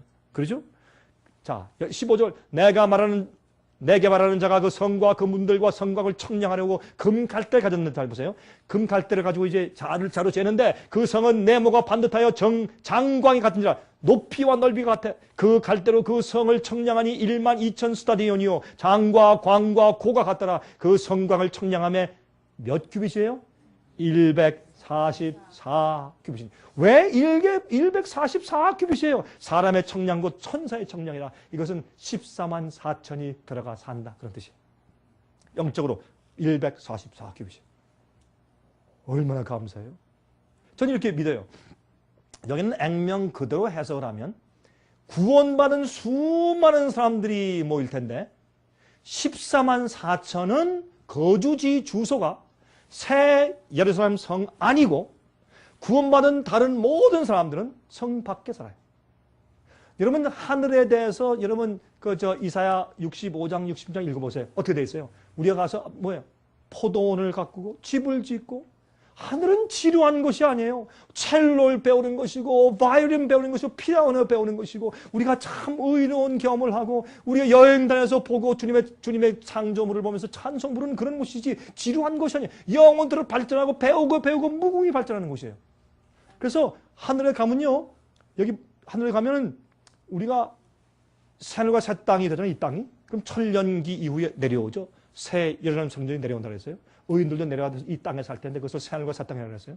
이전 것이 지나갔으니 바다도 없고 새롭게 되었다 그랬어요. 만물을 새롭게 하신다 그랬어요. 그러면 여기 살 때 말이죠. 우리가 뭐 하는 줄 아세요? 포도원도 가꾸고 꽃도 가꾸고 꽃이 영원히 시들잖아. 지금은 물 안 주고 왔는데 비가 안 온다 어떡하나? 이 걱정할 필요 없어요. 가끔 우리 집사람이 그래요. 어디 갔다가 아유 여보 비가 안 온다. 물도 안 주었는데 어떻게 걱정해. 거긴 그럴 걱정할 필요가 없어. 꽃이 안 주고 예? 작물들도 안 죽어요. 과일나무도 안 죽어. 영원히 시들지 않고. 그러면 그런 것들은 우리의 즐거움을 위해서 사는 거예요. 우리가 하늘에 가면 먹습니까? 안 먹습니까? 먹습니다. 생명과실 나무의 열매가 매 달마다 다른 열매를 맺힌다 그랬어요. 그렇죠? 그러니까 첫 달은 바나나, 둘째 달은 뭐예요? 사과, 셋째 달은 여러분 마음대로 하세요. 예? 셋째 달은 뭐 파파야. 예? 근데 그거보다 훨씬 더 맛있겠죠. 각종 과일이 너무너무 맛있어요. 여러분 우리는 매일 먹고 즐기고 보고 여행하고 배우고 그러니까 하늘은 치료하는 곳이 아니에요. 예? 하늘에 둥둥 떠 있는 거 그런 곳이 아니에요. 제가 이번에 이제 지난번에 얼마 전에 미국 교회 가서 제가 집회를 하고 왔는데 집회를 하러 가니까 젊은 사람들은 바이올린을 하고 피아노 치는데 그 교회 목사가 첼로를 해. 난 그 목사를 잘하는 사람인데 피아노를 잘 치는 목사인데 가보니까 첼로까지 해. 그냥 부러워가지고 침이 흘러요. 야, 이거 난 참말이지. 저 사람 피아노 잘 치고 첼로까지 하고 말이지. 내가 아니, 그 형제 어떻게 당신은 또 첼로까지 하나? 첼로 배웠어? 첼로 배웠대. 큰 거 다 앉아서 다 참 멋져. 나 첼로 하고 싶어서 혼났어요. 그거 보고. 하늘에 가면 말이죠. 저는요, 예, 그건 누구예요? 일본 사람 이름 뭐예요? 첼로 잘하는 사람. 일본 사람 있잖아요. 예? 요요마는 아무것도 아니에요. 앞으로 제가 첼로 하는 거에 비하면. 하늘에 가면 우리가 모든 걸 배워갈 수 있어요. 하늘은 실제적인 장소야. 우리가 즐겁고 기쁘고 영원히 행복이 계속 발전하고 증진되는 곳이 하늘이에요. 그러니까 우리가 영원히 사는 거죠. 그 큰 것을 우리의 준비에 두어 계신데 우린 이 세상 일과 세상과 하늘을 바꾸려고 하는 그 어리석은 생활을 사니 이거 어떻게 하면 좋겠냐 말이에요. 144큐빗이에요. 그래서 모든 사람들이 이제 이 지구에 흩어져 살다가 주님께 예배할 때 다 들어와서 14만 4천은 하나님의 보좌 주위에 찬양대로 찬송을 부르고 모든 사람들이 모여서 하늘 우주 거민들도 오고 천사들이 모여서 기가 막힌 우주의 합창을 부르면서 주님을 경배하게 될 것입니다. 자, 계시 가운데 사도 요한이 보니까 무엇이 보여요? 예수님의 재림이 보이고 하늘에 새 예루살렘 성전이 있는 것을 보았어요. 그러니 사도 요한이 얼마나 기쁘고 사모했겠어요. 그래서 요한계시록 22장 끝에 끝날 때 아멘 주 예수 오시옵소서 소리를 지르고 끝냈어요. 우리는 읽을 때 그죠? 아멘 주 예수 오시옵소서 그렇구나. 그리고 읽지만 그 말씀을 기록할 때 사도 요한은 소리를 지르면서 아멘 주 예수야 빨리 오시옵소서. 그러고 썼어요. 그건 기가 막힌 말씀이에요. 너무너무 세상이 지겨워서 하늘 가고 싶어서 아멘 아멘 주 예수 오시옵소서. 그렇게 했어요. 얼마나 좋았겠어요. 이 사도 요한은 여러분과 제가 살고 있는 살아서 예수께서 하늘에서 영광의 구름을 타고 이 땅에 오시는 것을 실제 눈으로 볼 수 있는 이 시대에 한번 살아보기 위해서 그렇게 사모했는데 이때 태어나지 못하고 죽었어요. 그런데 못난 여러분과 저 같은 사람이 태어나서 이때 살고 있어요. 그런데 우리가 시간 낭비하고 그렇게 살면 되겠어요? 내가 주님의 오시는 날짜만 안다면 내가 만약에 오시기 한 달 전에 딱 회개해서 딱 살 텐데 그걸 모르니까 내가 이럴 수도 없고 저럴 수도 없고 그러지 말란 말이에요. 여러분 일평생 동안 다 고생하며 헐벗고 주님 위해서 매맞으며 살더라도 일생을 예수님 위해 살고 바치세요. 그래야 보람 있는 것이지 뭐 세상에서 잘 지내다가 예수님 오신다. 그래? 그럼 얼마 남았어? 한 6개월. 그럼 한 5개월 있구나. 이러지 말란 말이에요. 사람들이 그렇게 살아요. 예? 자, 이 그림을 그리는데 새 예루살렘 성전이 얼마나 아름다운데 제가 아무리 그림들 그리는 거 봐도 마음에 드는 게 없는데 이게 제일 나아요. 그래도 이렇게 정금성. 근데 새 예루살렘 성 안에 하나님의 보좌 주위에 살 자들이에요. 여러분 나중에 이제 설명드리겠지만 그들은 새 노래를 불러. 지금까지 천사들과 하나님께서 들은 노래 가운데 그런 노래를 들은 적이 없어요. 새로운 종류의 노래를 불러요. 경험의 노래이기 때문에. 그래서 아마 가브리엘 천사가, 여러분 하나님의 주위에 천사들 합창대가 있잖아요. 근데 한 번은 13만 4천이 막 노래를 부르는데 그들의 속에서 감격과 경험에서 나오는 기쁨의 찬송을 막 부르니까 가브리엘 천사가 하나님 옆에 있는데 가지고 저 하나님 왜 그러느냐. 하나님 지금 들으셨죠? 아니 지금 듣고 있는 중이다. 참 좋죠. 야, 너무 감동적이다. 난 이런 노래 들은 적이 없다. 하나님께서 새 노래다. 그러니까 이 가브리엘 천사들은요 시기심과 욕심이 없거든. 천사들은. 그러니까 하나님께 하나님 우리가 양보할게요. 아니 뭘 양보하겠다는 거야 갑자기? 우리가요 찬양대 자리 위에 양보할게요. 저들한테 줍시다. 우리보다 노래를 너무나 잘해. 너무 감동적이니까 모든 존재가 모여서 하나님께 찬송 부를 때 저 사람들한테 찬양대 자리 우리 천사들이 내놓겠습니다. 그래서 그들이 하나님 보좌 주위에서 찬양대 되는 거예요. 얼마나 감사한 일이요. 예? 그건 경험의 노래니까. 성 밖에 사는 사람들이 있고 성 안에 사는 사람들이 있다고 저는 그렇게 해석을 하고 싶단 말입니다. 여러분 이거는 성경에 그렇게 기록되어 있지 않지만 제가 가만히 읽어보니까 그런 것 같아. 여러분 예수님 오실 때 하늘 예수님 만나서 너무 기쁘게 울고 다 인사드린 다음에 같이 우리가 승천해서 구름 타고 막 올라갈 때 그때 여러분들이 저한테 그럴 거예요. 아이 목사님 맞았습니다. 그럴 거예요. 아 정말 보니까 십삼 사천이 그 안에 들어가 산다고 하네요. 저한테 그렇게 할 거예요 아마. 제 말이 맞을 거예요. 이건 성경에는 없는 얘기지만 성 안에 사는 사람들과 성 밖에 사는 사람들. 그렇다고 무슨 차별이 있다는 건 아니에요. 그 영적인 경험을 말하는 것이니까. 여러분 뱀의 굴에 손을 집어넣어도 괜찮고 사자와 호랑이와 양이 같이 뛰어노는 것.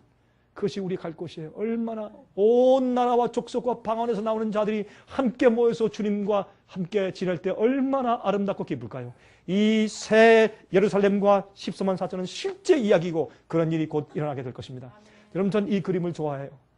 이 그림을 여러분 보세요. 여기에 이 그림을 참 그린 사람이 화가 잘 그렸어. 난 누군지 모르겠는데 제가 찾다가 이 그림을 찾았는데 보세요. 얼마나 아름다워요. 이 여자가 너무 기뻐서 웃다가 너무 감동돼 울어. 울고 웃고 하는데 이 표정을 너무 잘 그렸어요. 그렇죠? 근데 이걸 보여주니까 앞에 앉아있는 할아버지 할머니 두 분이 그래.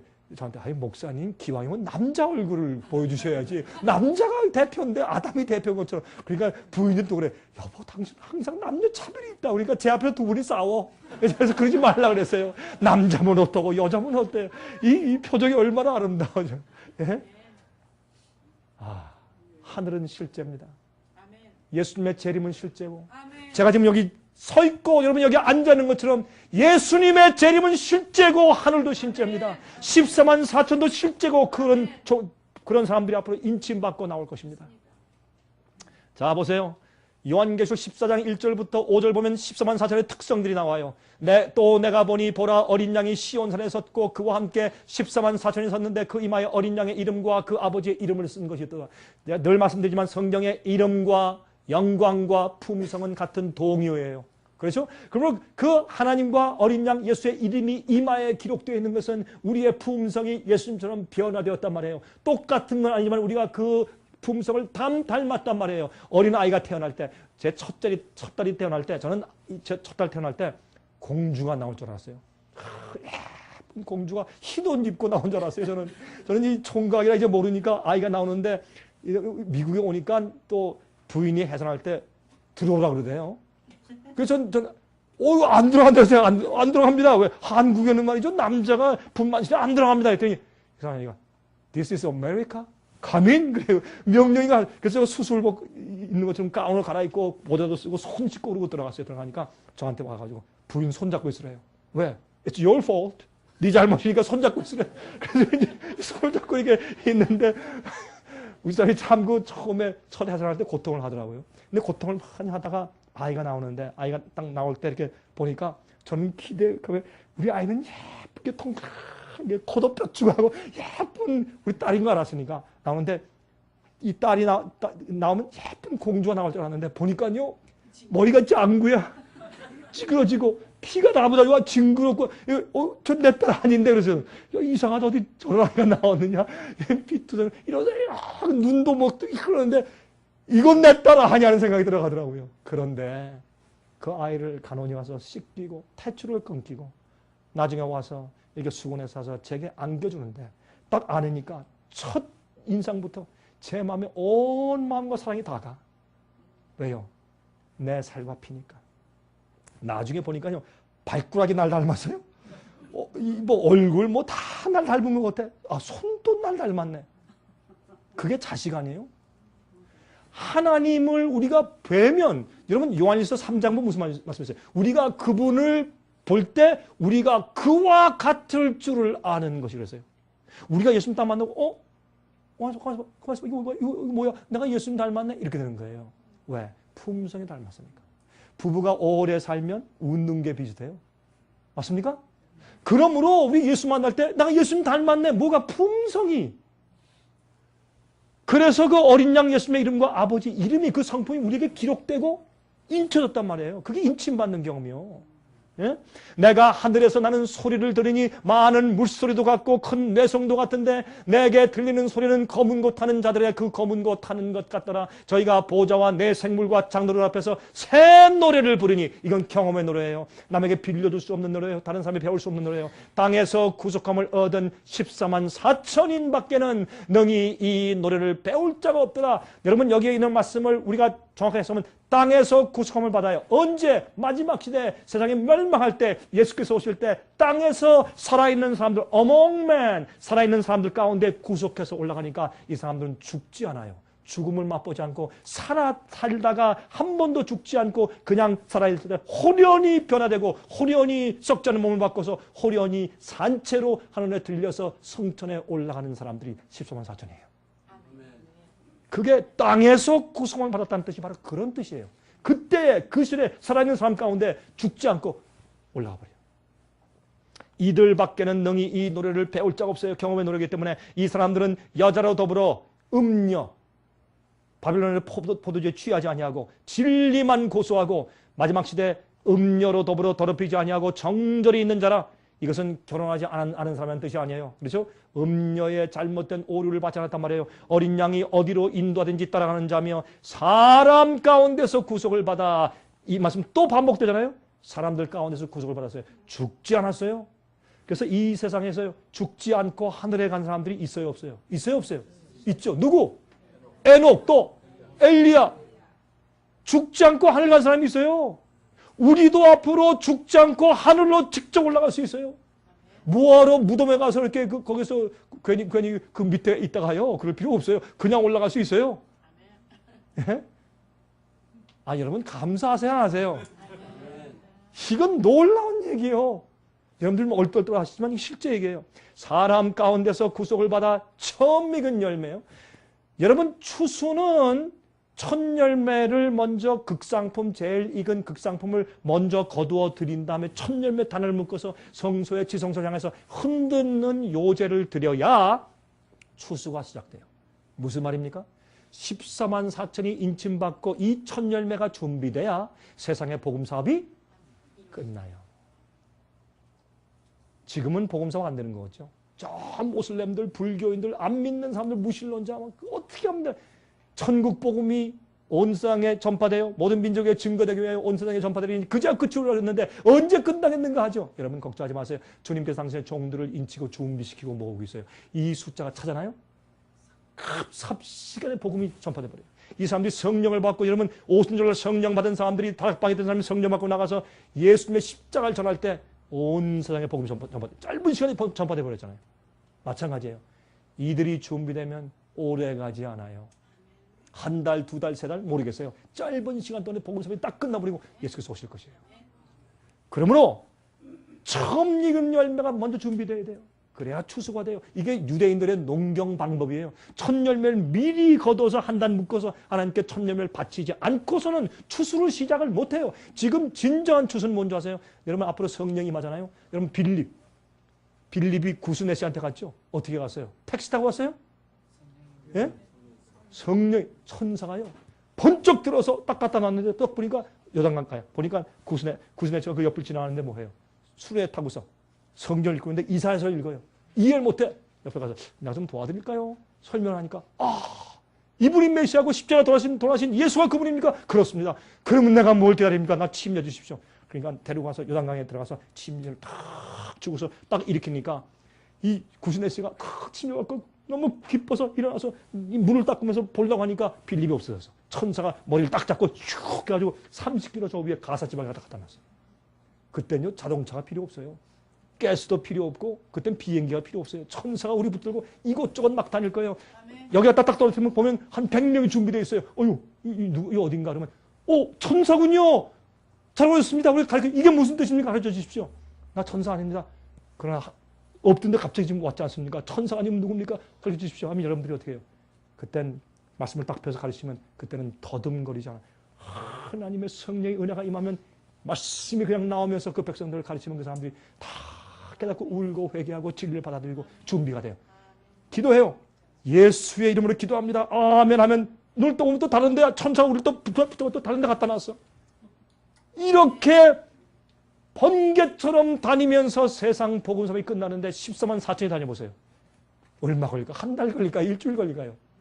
그래서 복음사가 끝나는 거예요. 이거를 성경에 말씀해서 그들을 처음 익은 열매라고 말씀을 하셨다 그 말이에요.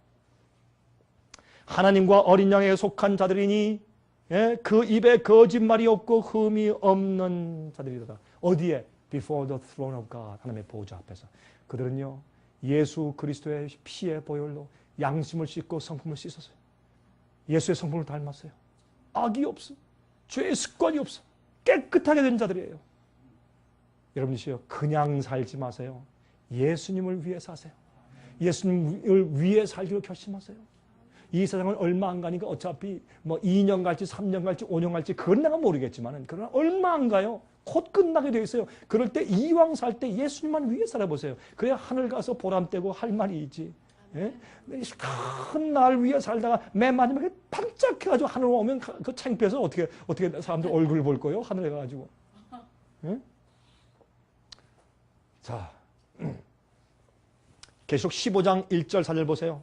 이들이 누군가 보세요. 또 하늘에 크고 이상한 다른 이적을 보매 7 천사가 7 재앙을 가졌으니 곧 마지막 재앙이라 하나님의 진노가 이것으로 마치리로다. 또 내가 보니 불이 섞인 유리바다 같은 것이 있고 짐승의 표현란이죠. 짐승과 그의 우상과 그의 이름의 수를 이기고 벗어난 자들이 유리바닷가에 서서 하나님의 검은 고를 가지고 하나님의 종 모세의 노래 어린 양의 노래를 불러 가라되 주 하나님 곧 전능하신 이시여 하시는 일이 크고 기이하시도다. 만국의 왕이시여 주의 길이 의롭고 참되시도다. 누가? 14만 4천이 노래를 불러요. 왜? 그들은 짐승의 표를 받지 않았으니까. 그렇죠? 보세요. 그들이 모세의 노래를 부르고 어린 양의 노래를 불러요. 이게 무슨 말이에요? 모세는 모세 노래를 언제 불렀어요? 그들이 홍해 앞에 갔을 때 뒤에는 말이죠. 이 바로의 군대가 죽이려고 달려오고 오른쪽 왼쪽에는 산이 있어서 갈 데가 없고 사면 초가요. 앞엔 바다가 있을 때 하나님께서 바다를 갈라서 그들을 구원하신 찬송을 부른 것이 모세의 노래 아니에요.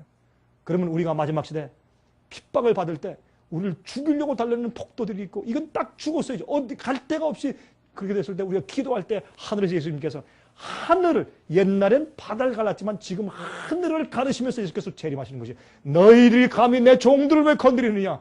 구름을 타고 천천만 천사가 나타나면 악인들이 초죽음되는 것이에요. 얼굴이 새카매지고 그때 주님께서 당신의 백성을 구하기 위해서 하늘을 가르고 이 땅에 오시는 것이에요. 그래서 절박한 가운데 우리를 구원하신 것을 경험한 사람들이 모세의 노래와 어린 양의 노래를 부를 것입니다. 여러분들 매일매일 생활에서 작은 어려움을 당하시죠. 고난과 고통들이 있고 시련들이 있죠. 그때마다 하나님께서 기적을 베푸시고 길을 여시고 위로하시고 도와주셔서 구속받는 경험들을 하시기를 바랍니다. 아멘. 그런 적은 경험들을 작은 한 사람들이 마지막 환난과 핍박에서 견디고 주님의 기적을 기다릴 수 있는 믿음과 인내를 갖게 되는 것입니다. 아멘. 그렇죠? 자. 또 가십시다. 자, 14만 4천이 누군가? 14만 4천은 12 곱하기 1000이에요. 그러면 12은 무슨 뜻인가? 12은 영적인 이스라엘 12지파라는 뜻이고 또 12은 교회를 세운 12 사도들을 말하는 것입니다. 그러니까 영적인 12지파인데 12사도의 순수하고 진실된 예수님의 복음과 가르침을 받은 사람들이 영적인 12지파인데 그들 숫자가 1000이란 말은 유대인들의 관념 가운데 많다 그런 말이에요. 그러니까 영적인 12지파가 많다. 그러니까 숫자가 얼마예요? 13만 4천이에요. 그렇죠? 13만 4천이에요. 야고보 1장 1절 보세요. 하나님과 주 예수 그리스도의 종 야고보는, 잘 들으세요, 흩어져 있는 12 뭐에게? 지파에게 문안하노니. 여기 보니까 사도 야고보가 교회를 가리켜서 12지파라고 그랬어요. 그럼 이 사람들은 옛날에 뭐 유대인들이고 히브리인들이에요? 아니에요. 교회를 말하는 거예요. 교회는 그 당시에 거의 다 이방인들이에요. 그러므로 12지파는 영적인 이스라엘이다. 여러분, 제가 남미에서 한 번은 집회를 하는데 14만 4천 문제를 제가 강의를 하니까 한 여자분이 꼭 끝난 다음에 그분이 집에 갔다가 그 다음날 아침에 첫 집회할 때 저한테 달려오더니, 10회 시작하려고 하니까 달려오더니, 목사님. 그래서 파스토로. 그래서, 안녕하십니까? 무슨 일입니까? 저한테 오더니 이렇게 노트에 뭘 적은 걸 딱 보여줘요. 목사님이 어저께 14만 4천 설명하시죠? 그렇습니다. 내가 어제 밤에 가서 잘 생각해 보니까 14만 4천이 정사각형으로 딱 예수 앞에 딱 설 텐데, 딱 설 때 어린 양과 함께 시온산에 선다고 했으니까 딱 서는데 그들이 어떻게 설까? 다 연구해보니까 이 사람은 수학 교사예요. 배운 게 도적질이라고 하더니 수학 교사가 배운 게 수학이니까 그 사람이 다 그려왔어요. 도표를 그렸는데 19줄, 밑에 19줄 다 해서 요 칸을 맞추게 그려왔어요. 이렇게 도표를 그렸는데 요 칸 하나하나마다 400명이 서면 됩니다. 400명씩 딱 그 채워서 서면 딱 맞는데 보니까 그 가운데 하나가 비어있어. 그럼 이건 왜 비어있습니까? 그 가운데는 예수님이 서십니다. 그래. 야, 그 말이 맞는 것 같아. 좋다. 좀 감동적이다 그랬어요. 그래서 제가 지금도 그 도표를 제가 지금 가지고 있어요, 집에. 참 좋기 때문에. 여러분, 우리는 어린 양과 함께 설 것이에요. 어린 양과 함께. 12지파, 영적인 12지파를 말하는 것이에요. 자, 이제 끝내겠습니다. 요한계시록 7장 1절부터 4절. 땅의 사방에 바람을 붙잡는 동안에 인침받는 자들, 이 일 후에, 무슨 일 후에 누가 감히 예수께서 오시는 심판날에 설 것이냐, 이런 사람들이 선다라고 말해요. 내가 입맞은 자의 수를 들으니 이스라엘 자손의 각 지파 중에서 입맞은 자들이 14만 4천이라. 여러분이시여, 의의 옷을 입어야 합니다. 이들은 흰 옷을 입고 손에 종려가지를 가지고 하늘에서 각 지파, 족속, 방언, 나라에서 나오는 사람들인데 예수님과 함께 시온산에 서서 흰 옷을 입고 승리의 상징인 종려가지를 가지고 찬송을 부르는 자들인데 그들은 큰 환난에서 나온다고 했습니다. 여러분이시여, 낙심하지 마십시오. 여러분 생각 가운데 어떤 어려움이 있습니까? 어떤 고통이 있고 어떤 핍박이 있습니까? 낙심치 마십시오. 예수님 속히 오십니다. 그리고 우리가 해야 할 일이 있고 사명이 있고, 내일 말씀을 드리겠습니다. 그 다음에 주께서 오실 때 우리가 받을 상급이 있고 기업이 있습니다. 지금은 흰 옷을 입어야 합니다. 흰 옷을 입기 전에 우리가 옷을 벗어 던져야 합니다. 그 다음에 예수님의 의 옷을 받아야 합니다. 예수님의 흰 옷은 그냥 살짝 이게 눈 감고 아웅 씌워주는 것이 아니라 예수님의 품성, 그 의가 내 속에 들어와서 내 죄를 씻을 뿐더러 나를 예수님의 마음과 성품답게 변화시켜 주셔서 그 흰 옷은 내 속에서부터 알라리 하얘, 마음도 하얗고 겉도 하얀 의의 옷을 입게 되시기를 간절하게 바랍니다. 아멘. 기도하십시다. 자비하신 하늘에 계신 우리 아버지, 우리가 이 말씀을 듣고 말하고 들을 때마다 우리 마음 가운데 얼마나 감격하고 은혜가 벅차고 소망이 생기는지 모르겠습니다. 왜냐하면 우리가 이 세상에서 오래 더 이상 살기를 원치 않기 때문에 그러합니다. 주 예수여, 어서 속히 오시옵소서. 그리고 우리를 이 세상에, 썩을 세상에서 속히 데려가 영원한 곳에 있게 하시옵소서. 주님이시여, 주님께서 새 예루살렘에 주의 종들을 이끌어 들이실 때 저희를 기억하여 주시옵소서. 이 세상에서 시련과 고통과 어려움 이기고 마귀의 공격과 죄의 힘을 승리하고 우리가 주님 앞에 거룩하고 깨끗하게 되게 하시며 매일매일 그 정한 예수 그리스도의 의의 흰옷을 저에게 입혀 주시옵소서. 살아계시고 절 위에 피를 흘리신 예수 그리스도의 거룩한 이름만 의지해서 간절하게 기도합니다. 아멘.